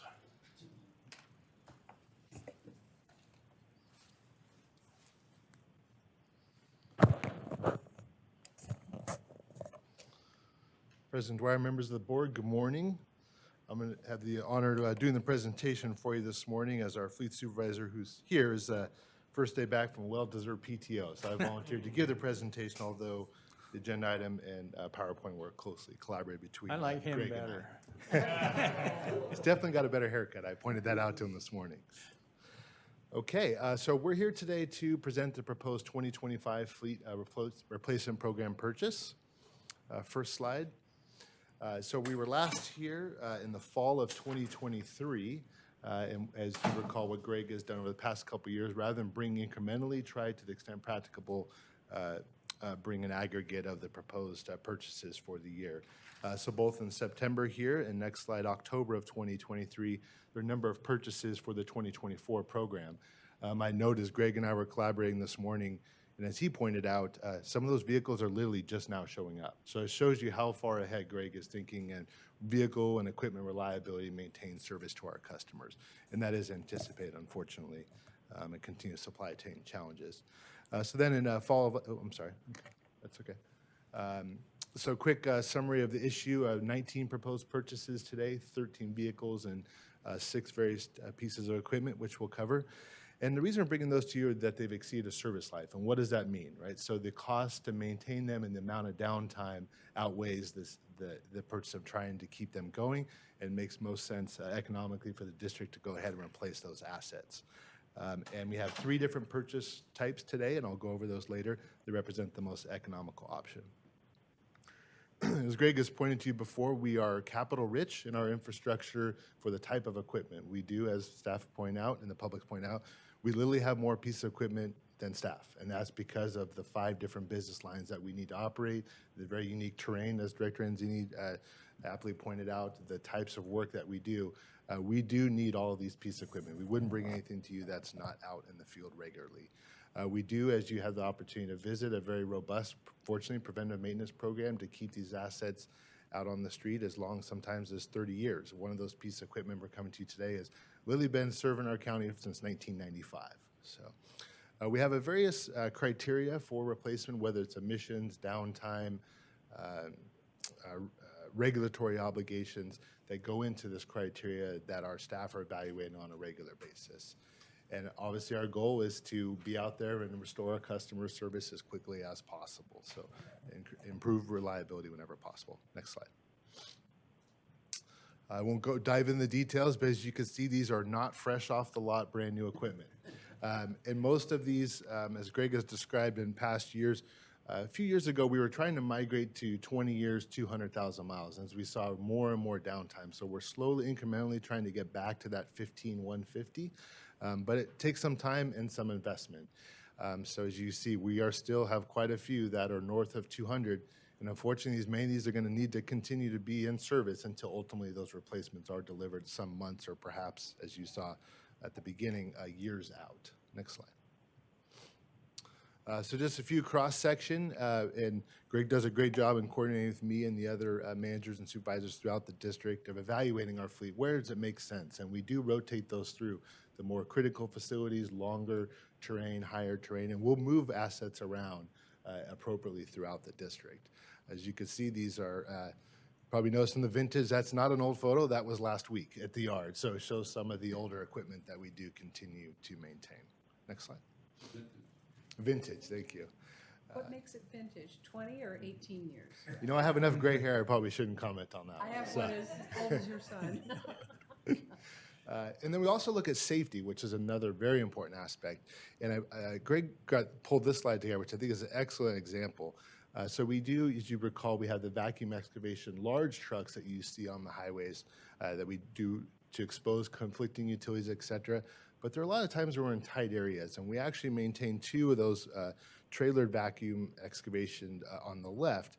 As you notice, those are 6-inch hoses. So if you try to pick up a full garden hose, imagine a full 6-inch hose of water, and the ergonomics of doing that over the years. And so what we're proposing to adapt to, as all of our industry partners have, is a boom mounted on the right. And that's what we actually already use on the vehicle, the vacuum excavation trucks. So we're proposing to replace the old technology with a much more appropriate ergonomic replacement there. Can I borrow that next weekend? Sure, if you go to local I want to rental borrow shop, the right? boat. Yeah, oh, that's right, I should have waited. And in our boat replacement, I see our studious retired recreation manager back here to hear him for himself, Mr. Serterberry in the crowd. So I'm happy to show him. Unfortunately, it's a few years late for him. It's our boat. Our boat is very tired. Our boat has 7,000 hours on it. Our boat has helped with many stranded boaters, unfortunately, many emergencies. but on a daily basis also to help ensure that our large number of recreators on our lower lake on Sly Park are safe with the tremendous increase in non-motorized boats, stand-up paddleboards, kayaks. That is a very, very important part. In addition to maintenance with our hydro staff, water quality sampling by our environmental staff. So this boat is served very, very well, and it's time to be replaced. One of the important aspects, and one of the, I'd probably say, dare I say, probably the most important aspect is ensuring a safe environment for our customers and to protect our watershed. So as I worked with Greg, one of the challenges, even going back with Carl, is if a fire were to start on the far side of the lake, how would we get there and how would we do that? So for a small, this is an example of how we evaluate our equipment. We're actually proposing to install a fire pump in the boat to allow us to access those areas until our first responding partners can get there. Often we will literally bring CAL FIRE crews across the lake on the boat to get to more remote areas. And this just allows us hopefully one more tool to prevent another catastrophic wildfire in the Sly Park watershed. Sorry, Carl, a few years late on that one. So next slide. And so our vehicle replacements, Greg does a great job at finding what's the best deal for the district and shopping around. And so we try to use piggyback contracts whenever possible, and I'll talk to that in a minute. And this is an example of that, where we go out and see where's been similarly competitively bid of contracts. In this case, actually, a regional vendor who we use fairly regularly was able to more economically meet our needs than the state of California contract. So it shows you the ends to which we'll go to make sure we have the most economic purchase. So 13 vehicles all would come from Corning Ford. They're the lowest bidder. Next slide. And then four different bidders for specialized type of equipment. So this isn't necessarily like a Ford truck. So obviously trying to find either where we can competitively bid or sometimes procurement by negotiation for specialized equipment. Okay, next slide. So I'll just quickly go over those. So by piggyback contract, I mentioned the state contract we've used in the past. Sourcewell it's a national JPA we're part of for pre-negotiated pricing, or the Federal General Services Administration. So we're proposing to use piggyback contracts for the excavation trailer. I showed you that slide there, the loaders, basically the backhoes, and the boat replacement. Then procurement by negotiation would be Corning Ford. Notably, they were able to provide an estimate of 4 to 6 months earlier. And we have a comfortable relationship then even the state of California can get our equipment, our vehicles to us. So getting those sooner or later so we can age out and rotate out some of these equipments that are spending a disproportionate amount of time is very important. So we're proposing to go to Corning Ford for the vehicles. And then the last two are our quads or quad runners that we use for herbicide application, maintenance along the canal, the ditches, the real tight spots where you can't get a traditional equipment. Dan, just an observation, backup one. The lead time for vehicles through the state contract is long and laborious. Unfortunately. And direct negotiation with the dealer seems to be a cheaper price and quicker review. I don't know why it takes 6 months. I was just in Detroit, went through the Ford Rogue River plant where they make an F-150 every minute. Right.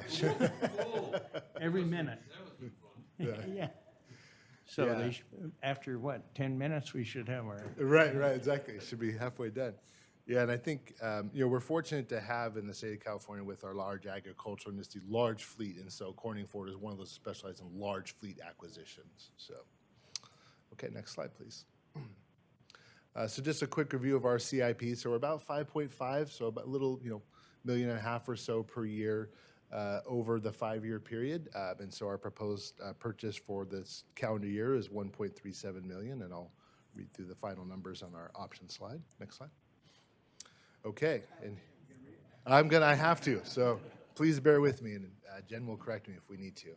So option 1 is to award contracts to Corning Ford in the not-to-exceed amount of $694,517.28 for the purchase of 13 replacement vehicles.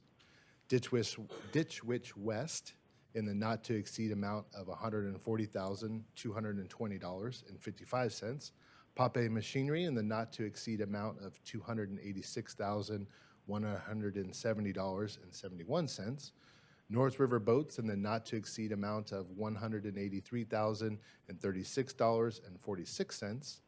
And Roseville Motorsports in the not-to-exceed amount of $20,752.28 for the total purchase of 6 pieces of replacement equipment and authorized funding of $50,000 in contingency for a total funding request of $1,374,697.28 for replacement vehicle and equipment purchases for the 2025 Vehicle Replacement Program, project number 25003. Staff recommendation is option 1. I'll move 1. Thank you. I'll second. Thank you very much. Any board comments? I'd just also like to point out, you spoke to the safety and the reliability of our fleet, but there's also the difficulty of maintaining compliance with Air Resources Board, CARB, Clean Truck Check programs.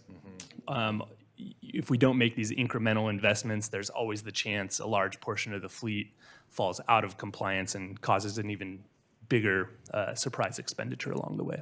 Thank you, Director Mansfield. Any other board comment? Is there a public comment on this item? If members of the public would like to address the board, please refer to the detailed instructions on page 2 of today's agenda. President Dwyer, it does not appear any members of the public are wishing to speak on action item number 9, option 1, moved by Director Mansfield and seconded by Director Anzini. I believe we're ready for the vote. Okay, please vote. Division 1, 2, 3, 4, and 5 voting aye. Motion carries unanimously. Thank you. Thank you, Dan. Moving on to action item number 10, engineering. Well, I don't know if we want to really ask this question, but we'll see what the answer is. Wastewater treatment assessment.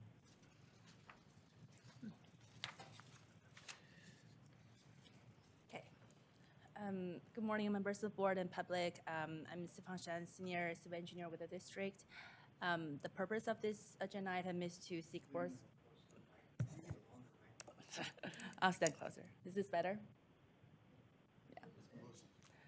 Yeah. So the purpose of this agenda item is to seek board's approval to award contract to carry out condition assessments for wastewater treatment plants and its project funding. There has only been one past board action on this project, which was the adoption of the 2025 to 2029 CIP that included the project at a very conceptual level. So the reason for the need of condition assessment for wastewater treatment plants is, as many of you have referenced throughout this board meeting, the need for rehabilitation and replacement projects in the district continues to grow as our assets age. And then there has not been a thorough condition assessment done for the wastewater treatment plants in the last decade.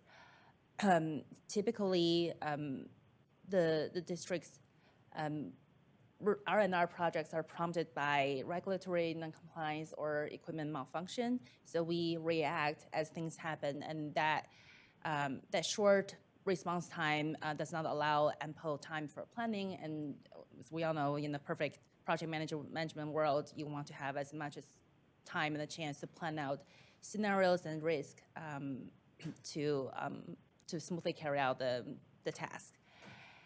Overall, we need a roadmap that's built on solid engineering analysis and evaluation to plan out future capital improvement projects. So before I go into the details for the 2 treatment, wastewater treatment plants, I'd like to just talk about asset management in the water wastewater sector in general. So a lot of the nation's water treatment plants were built in the 1940s during urbanization, and then the advance in water treatment technologies such as chlorine disinfection and filtration. And then in the 1970s, there was an uptick in the wastewater treatment plant construction due after the passing of Clean Water Act. And then fast forward 3 decades, AWWA, American Water Works Association, this is the organization that publishes the majority of technical manuals and guidance on wastewater, water design aspects. And they officially adopted their asset management policy, kind of officially signals that they included asset management as one of their technical tracks. And shortly after that, EPA began promoting the idea of effective utility management. And then fast forward about a decade, from 2019 to 2024, EID's Drinking Water Division began a 5-year-long process of carrying out various assessment and master planning efforts. And then during that time in 2022, Clean Watersheds Needs Survey, this is a survey, is a part of the Clean Water Act that reports to Congress about the status of the nation's wastewater treatment plants and associated projects. They projected that California as a state will be requiring almost $11 billion for the state's advanced water treatment plants. Advanced wastewater treatment plants is anything above secondary treatment, which is what we have at the district. Going into the scope of this project, the work will be focusing on just the 2 wastewater treatment plants, El Dorado Hills and Deer Creek. So the plant at El Dorado Hills was originally built in 1961. The reservoir to store secondary treated water was added in 1978. And from 1985 to 2008, the plant went through several upgrades. Today, the capacity is 4.0 MGD, and then recycled water components were added in the 1980s, and the plant can produce up to 2.6 MGD of recycled water today. Here is a very simplified process for the El Dorado Hills wastewater treatment plant. The blue cells are the flow of wastewater. The purples are the processes for recycled water treatment, and the brown ones are the solids processes. So start from the beginning, the wastewater carrying very high concentration of organics, solids, pathogens, et cetera, going into the wastewater treatment plant. The larger contaminants gets removed by screens and grate, and then the water containing solids, organics, first go through primary sedimentation, and then that primary clarified water goes through secondary treatment where aeration takes care of the organics, and then secondary clarification further settles out more solids, and that water is sent to the storage reservoir. To produce recycled water, water is drawn from the reservoir, first go through algae treatment, and then filtration to further remove solids to meet recycled water quality requirements, and then disinfected by UV and or chlorine, depending on what we're using for recycled water or creek discharge. So solids, so all these processes generate solids as part of the treatment process, and solids handling and treatment is the other significant half of all treatment, including also drinking water treatment. So the solids produced by secondary treatment first go through thickening, and then is merged with the solids from primary clarification, and is stabilized by anaerobic digestion at El Dorado Hills. And then that stabilized solids or sludge or biosolids now is dewatered and then hauled offsite for disposal.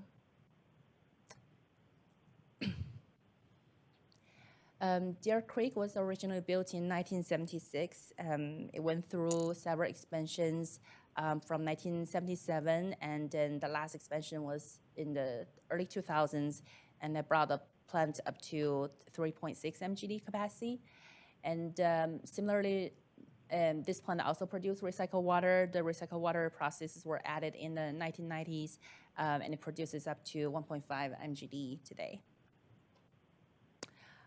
So it shares a very similar process as El Dorado Hills. It's somewhat simplified because there's no reservoir to store secondary treated water. The major difference between Deer Creek and El Dorado Hills, there's many, but the major one is at Deer Creek uses aerobic digestion for sludge stabilization as opposed to anaerobic at El Dorado Hills. I can walk through this if needed, but I think I've covered that in the El Dorado Hills unless you want to hear more. So many of you are familiar with the history of the drinking waters assessment and master planning work. But for those of you that were only, during some of that time or some of the work, or were not familiar with the background, I'll just walk through what they did for drinking water and then share what we are doing here for the wastewater side. So the project began as a condition assessment to establish a baseline understanding of the status of our assets in the drinking water plants. And those discoveries were spelled out in terms of scope and also prioritized based on risk. And that was the formation of the asset management plan, where we have a prioritized list of capital improvement projects. And during that time, the process evaluations for the treatment plants were also carried out. That's when we discovered there are capacity and the process inefficiency issues.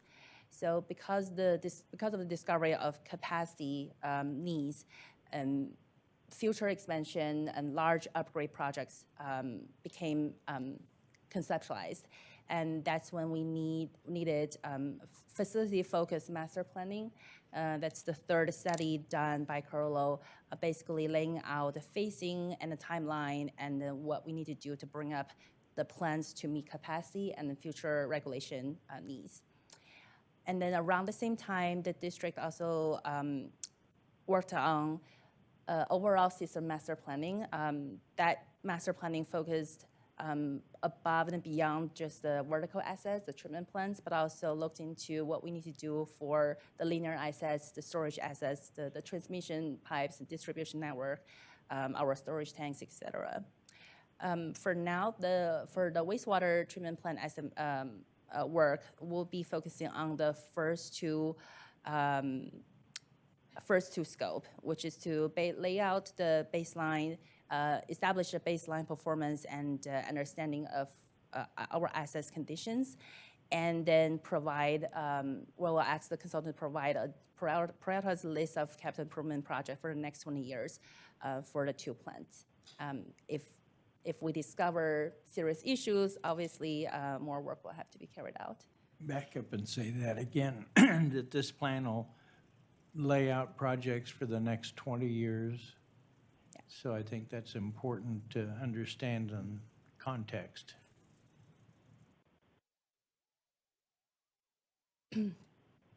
So the advertisement for this project received 3 proposals, ranging from $1,500,000 to $650, to almost $940,000, including optional tasks. Staff recommend going with Carlo Engineers. Their proposal included a very detailed project approach, focusing on consensus building.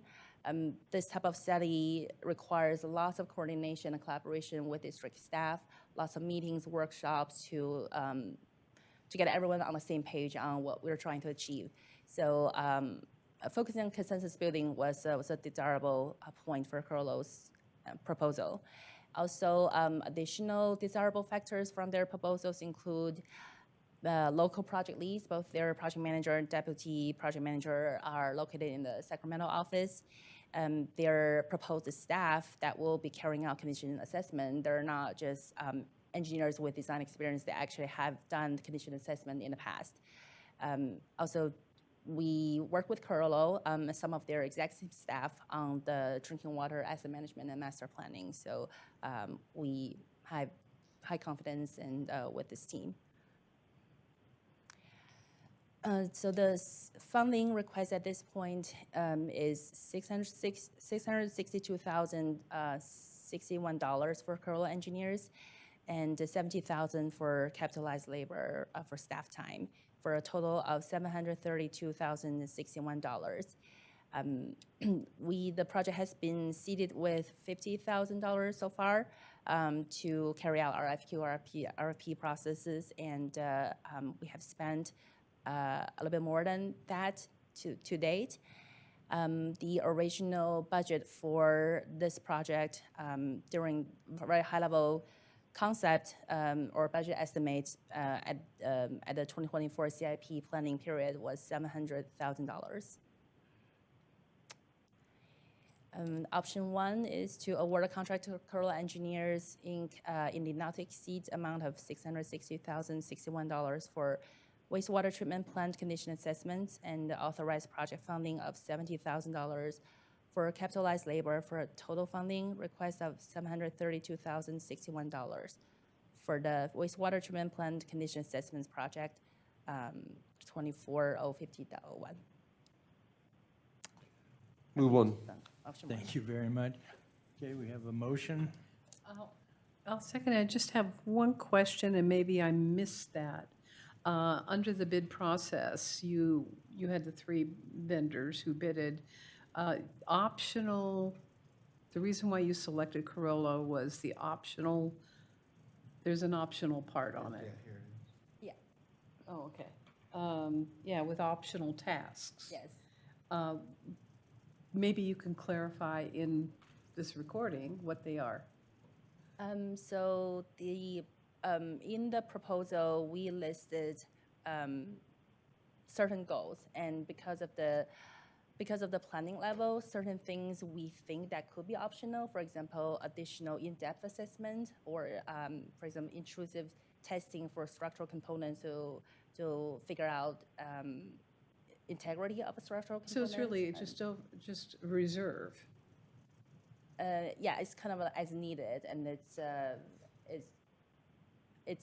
it will be useful for future work.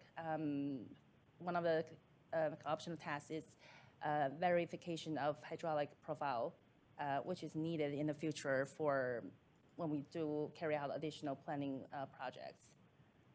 Okay, that's all I have to ask. Any other board questions or comments? I just have a quick question. I don't know if I ever asked this. What's the ultimate destination of the sludge? Where does it go? Is it land application? I got stories about that. That's It's Tracy's. not my backyard, but I know someone who did, and it was not a good outcome. a long way.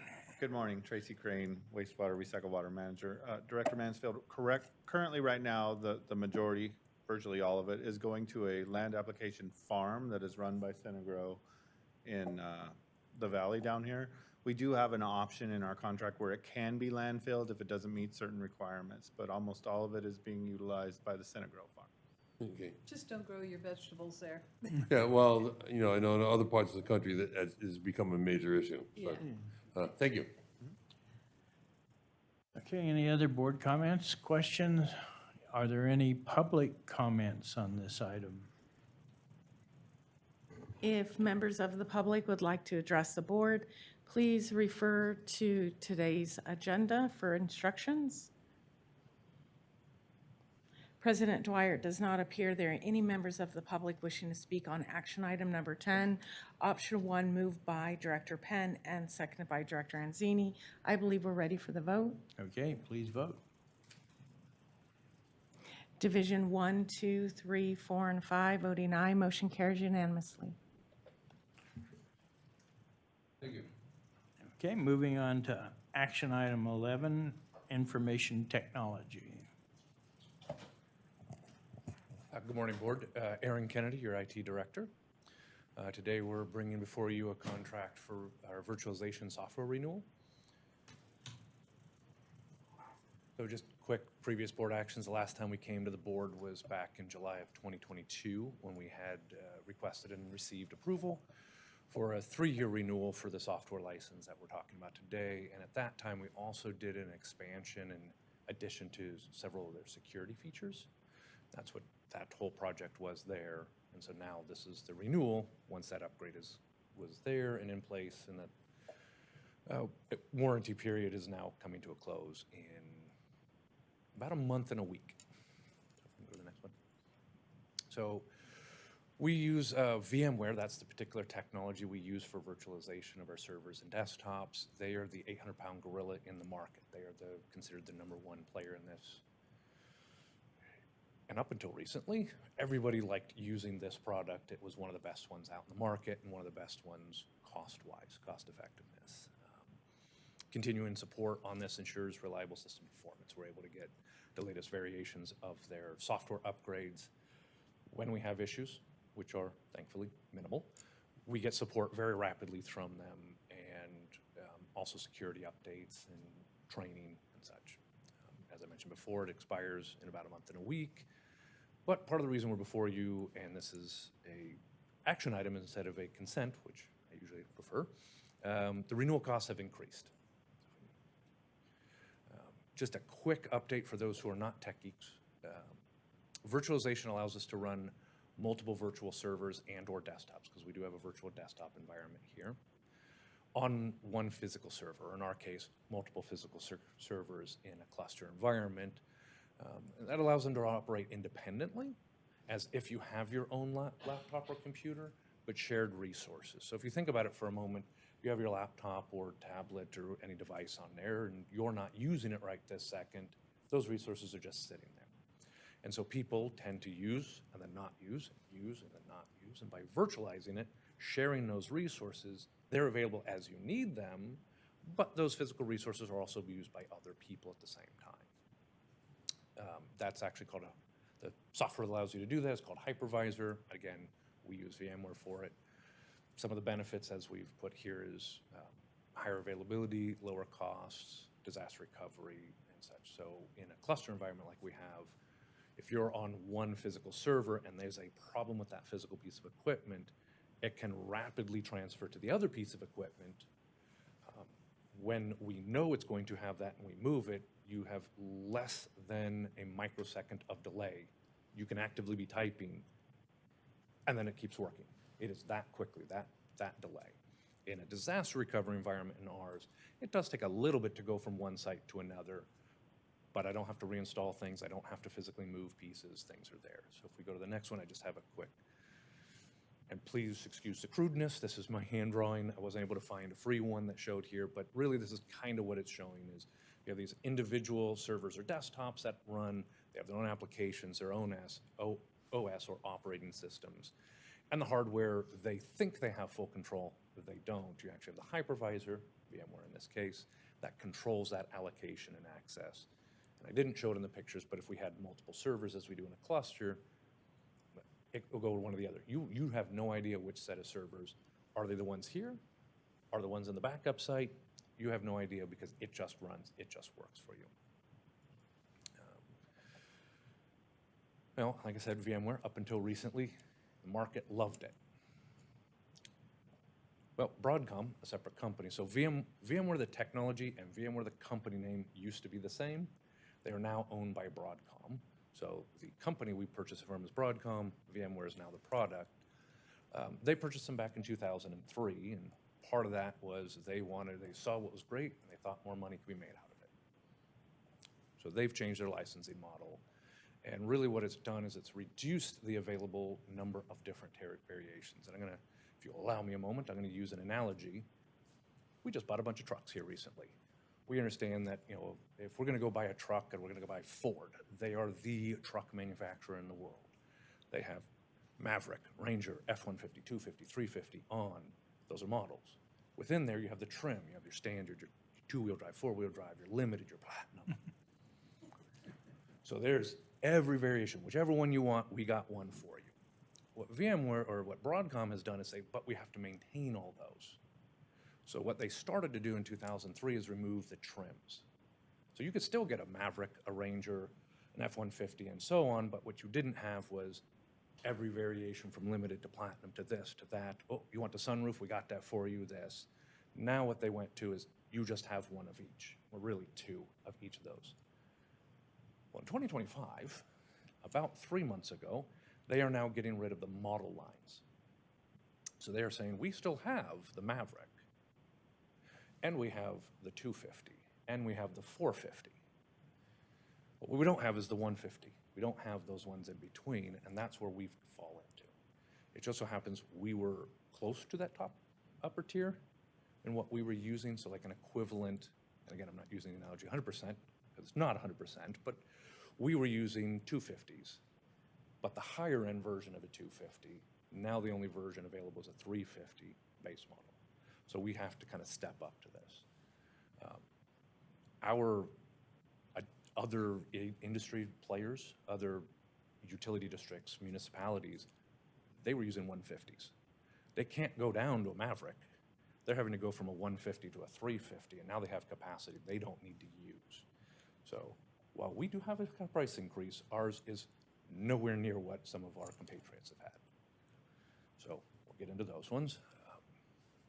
So again, just as reference, we had a 3-year contract before that was total about $650,000, or about $219,000 a year for support maintenance. The proposed term renewal is for 5 years, and I'll go to the final negotiated price and then bring you back to where we got there, of $276,000 a year, or about a 26% increase, which, to be honest, is not hugely out of what we expect. When we do these multi-year software contracts, we lock in the price, and then every year the base price goes up between 5 and 7%. That's about what we expect, and that's what we budget for. So over the course of 3 years, I would have figured 15 to 21%. We're at 26, so it's not outrageous, but I don't like it. But I can tell you I didn't like the original price they gave me either. And the other piece that Broadcom started doing is they don't begin negotiating your contract for 75 days before it's due. I can't get a price from them at all. All I can see is that list price.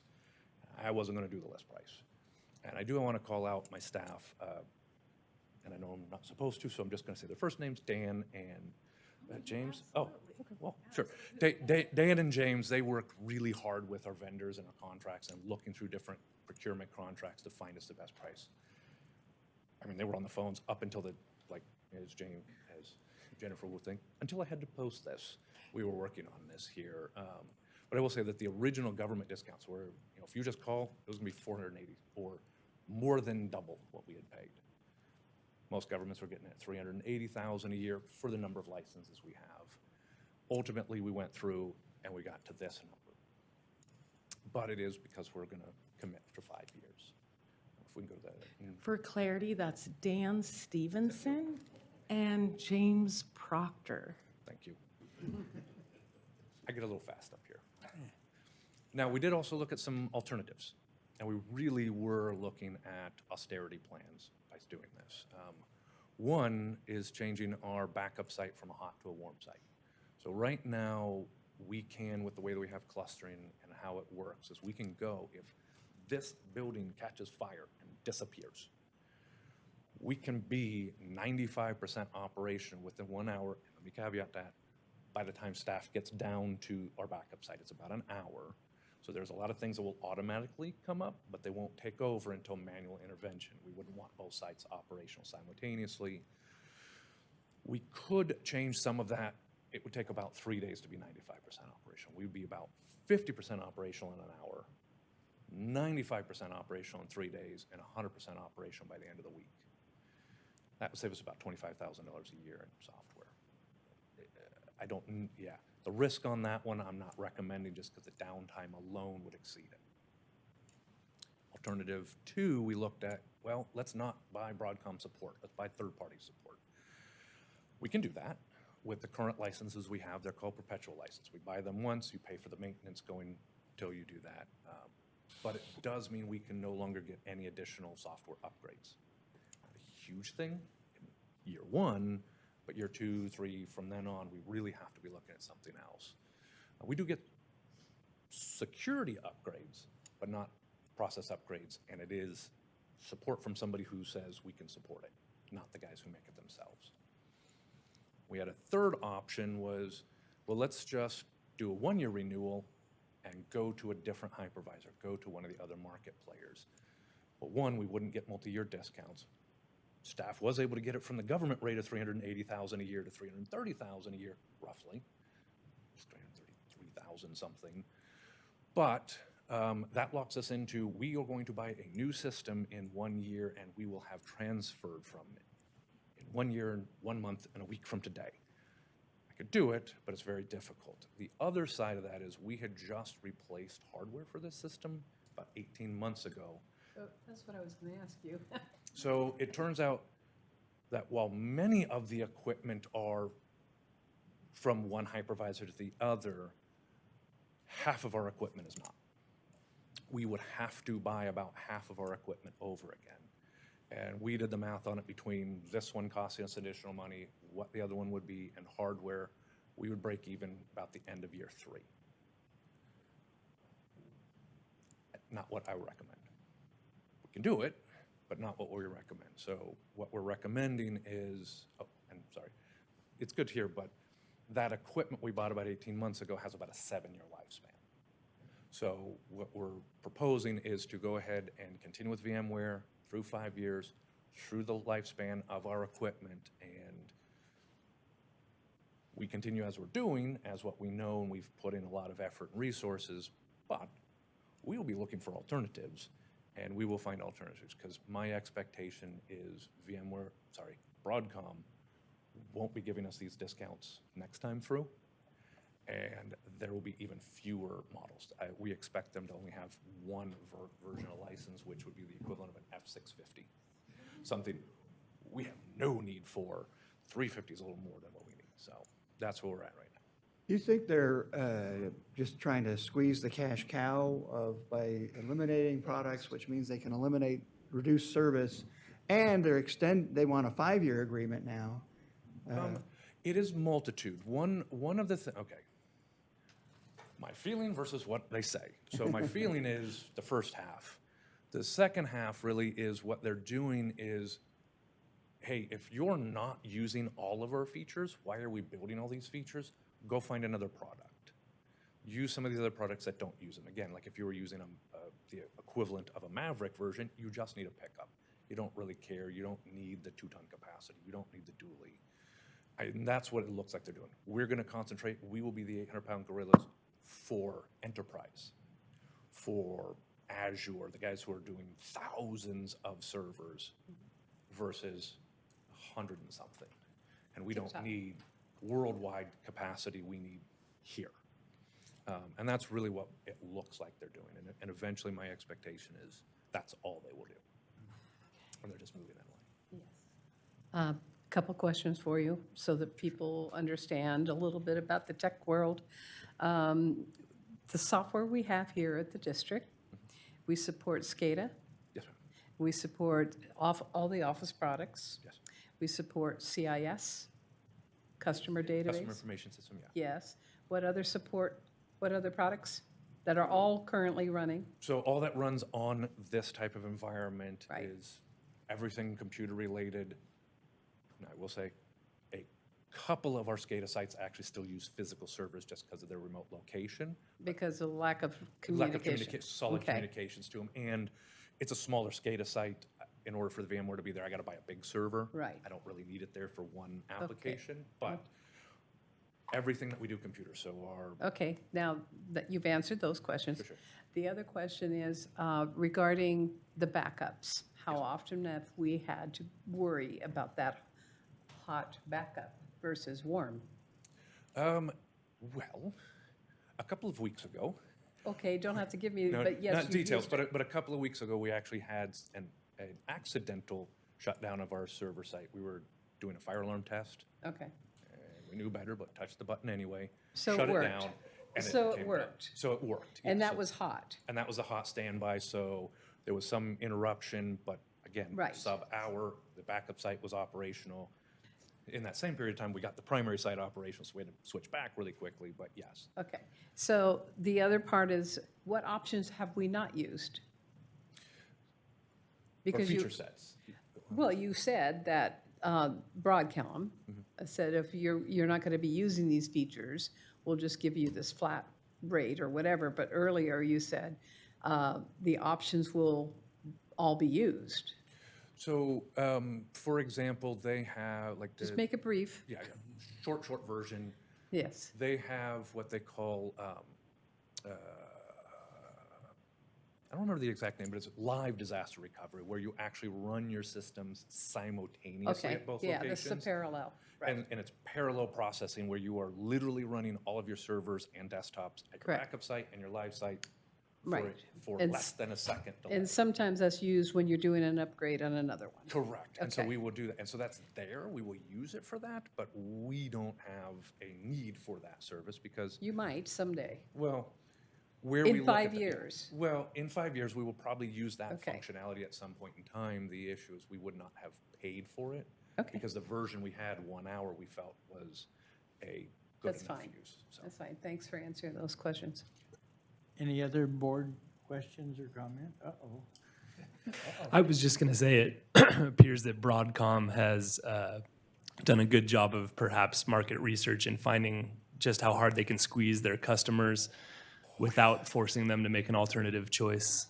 But your presentation does a nice job of showing how many alternatives you researched, the due diligence you put in before recommending this option to the board. So I just wanted to thank you for that. And I'm sure our ratepayers thank you for every bit of value we can find.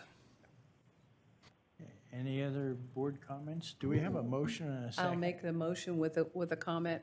CDW has been in the market for almost 40 years, close to 30, even in my IT days. But CDW has always been a governmental contract software product, and it does go to public agencies. But yeah, the prices are expensive, but I'm pretty sure you made the good decision. So I'm making a motion that we, option one. Thank you. Do we have a second? I'll second. Thank you very much. So I don't know now, if I actually read For, that out for the loud. record, Oh, option read. 1 is renew an agreement with CDWG in the not-to-exceed amount of $1,380,482.40 for software support and maintenance for the district's virtualization technology and infrastructure through July 29, 2030. thank you very much. Any public comment on this item? If members of the public would like to address the board, please refer to the detailed instructions in today's agenda. And just going with the Ford metaphors here, where it's used to stand for first on race day, but we want to avoid is fix or repair daily or found on the road dead. Yes. President Dwyer, it does not appear there are any members of the public wishing to speak on action item number 11. Option 1 moved by Director Anzini and seconded by Director Mansfield. I believe we're ready for the vote. Thank you, Aaron, and to your staff for a difficult job. Well done. Now, is this where we double-click to install? Okay, please vote. Division 1, 2, 3, 4, and 5, voting aye, motion carries unanimously. Thank you very much. Oh, yeah. Moving on to item 12. Where's Patrick? There he is. You were just waiting for him. He was out there listening. Where's Waldo? Yeah. Good morning, Board. Patrick Wilson, Senior Civil Engineer, today to present on the 24-inch Highway 49 Commerce Way Sewer Replacement Project. This is for award of construction contract and funding request. There are no previous board action items for this, and I'll get into that in a little bit. So the summary of the issue. Yeah, we love surprises. I know, as do I.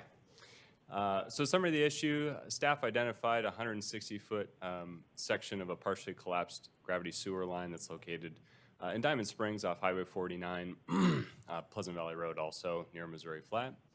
It's constructed with Spiralite 40 pipe. I've got a whole slide on that a little bit later to get into a little bit more information on that.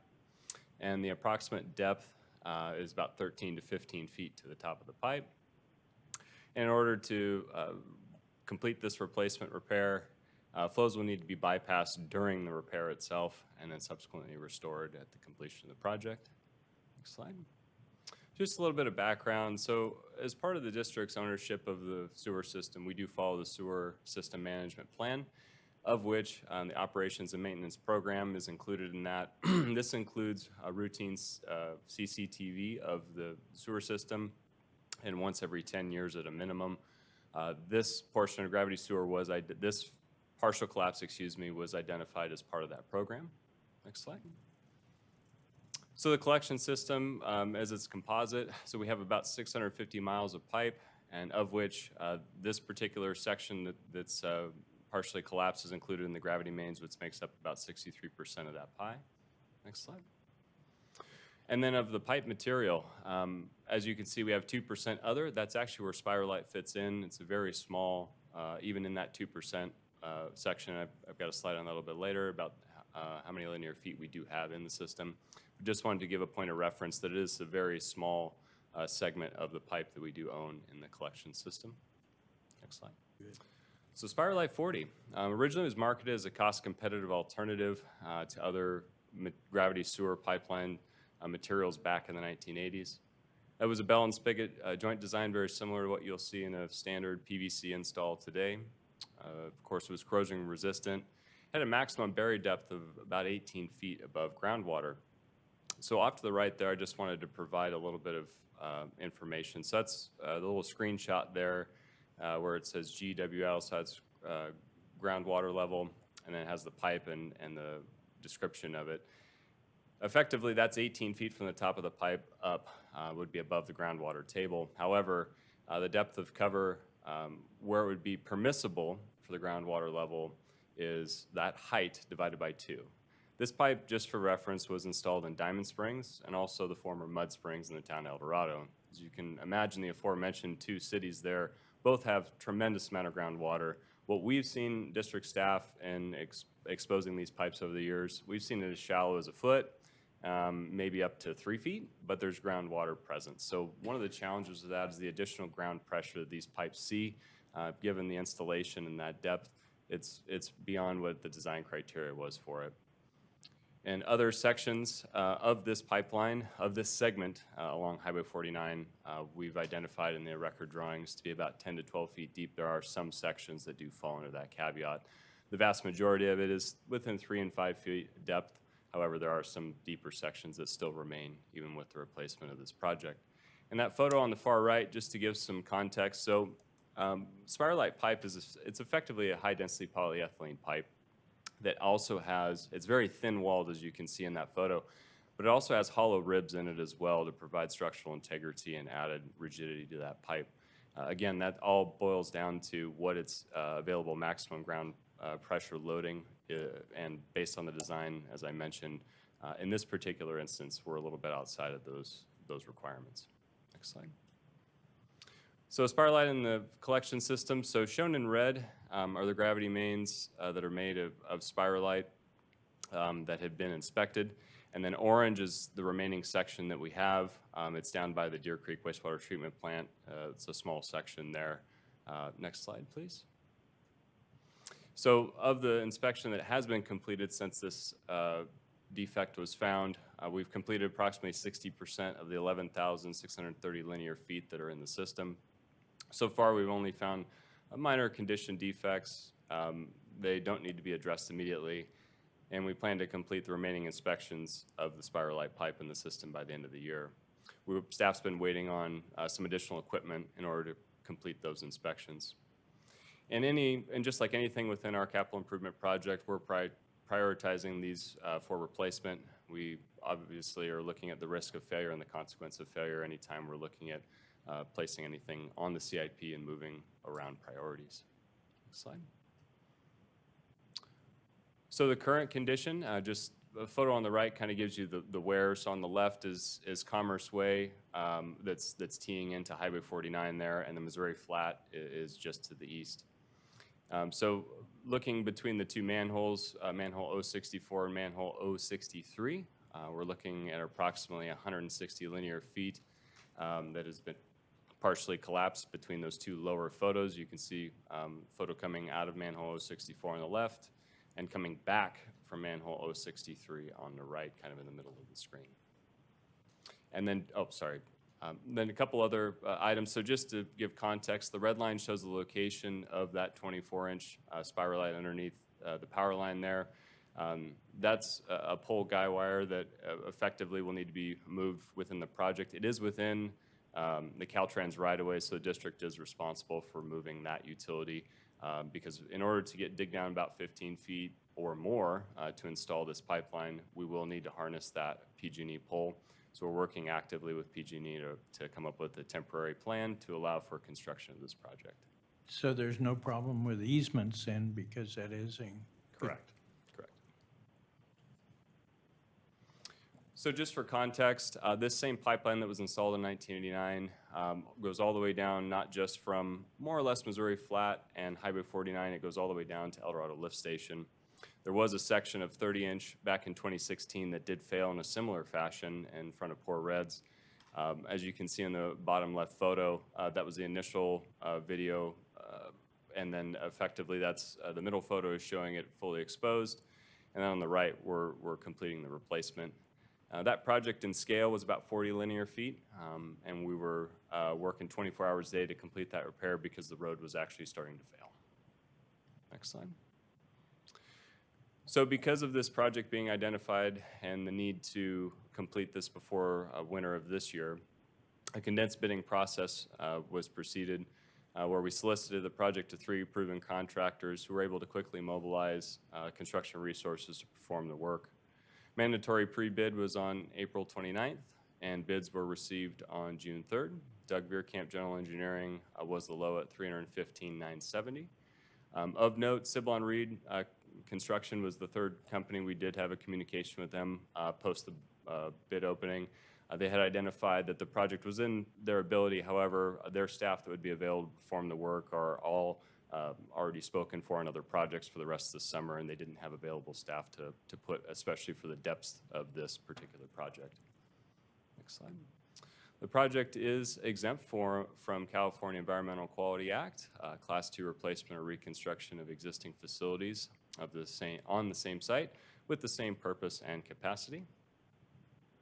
So the project funding, we're looking for a contract for Doug Veerkamp General Engineering for the construction, an on-call for inspection services, as well as on-call for material testing for compaction and any potential pavement restoration that we may need to do, being directly off the edge of Highway 49 there. As I mentioned, Pacific Gas and Electric, that pole anchor relocation, we've set aside an estimate based on the most recent estimate we received from PG&E. We don't have a final for the temporary construction of a pole anchor relocation. And with project management, and I am asking for a contingency of 15% given the factor of unknowns. This project was effectively expedited in an effort to complete it before this winter. We didn't have the opportunity to pothole this pipeline. Obviously, with that depth, would make that very challenging. So there's a lot of unknowns that we're headed into for this construction work, and just wanted to make clear why that was 15%. And as mentioned, this project was not included in the 2025 CIP.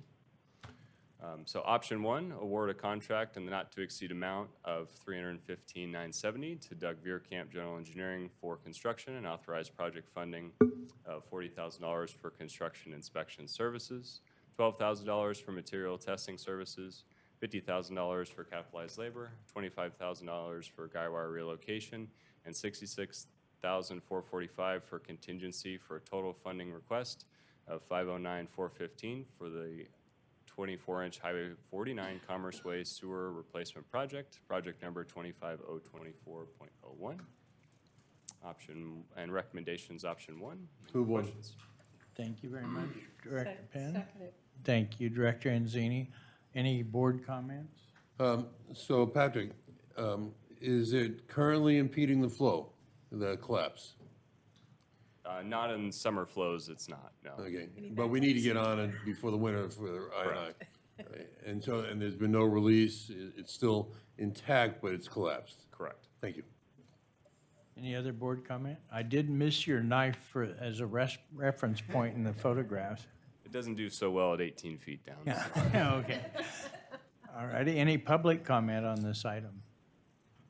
If members of the public would like to address the board, please refer to the instructions in today's agenda. President Dwyer does not appear. Any members of the public are wishing to speak on action item number 12, option 1, moved by Director Penn and seconded by Director Anzini. I believe we're ready for the vote. Thank you. Please vote. Division 1, 2, 3, 4, and 5 voting aye. Motion carries unanimously. Thank you very much. Okay, we will now adjourn to closed session. 2 items to discuss. Council, do you have any time frames? Thank you, President Dwyer. The board will meet in closed session to discuss items agendized as closed sessions A and B, and I anticipate the discussion will require at least 25 minutes. 25, okay, start now. Go. All right, thank you very much. We're adjourned to closed session. This meeting will be closed and not be reopened before 12:05, and it could occur after.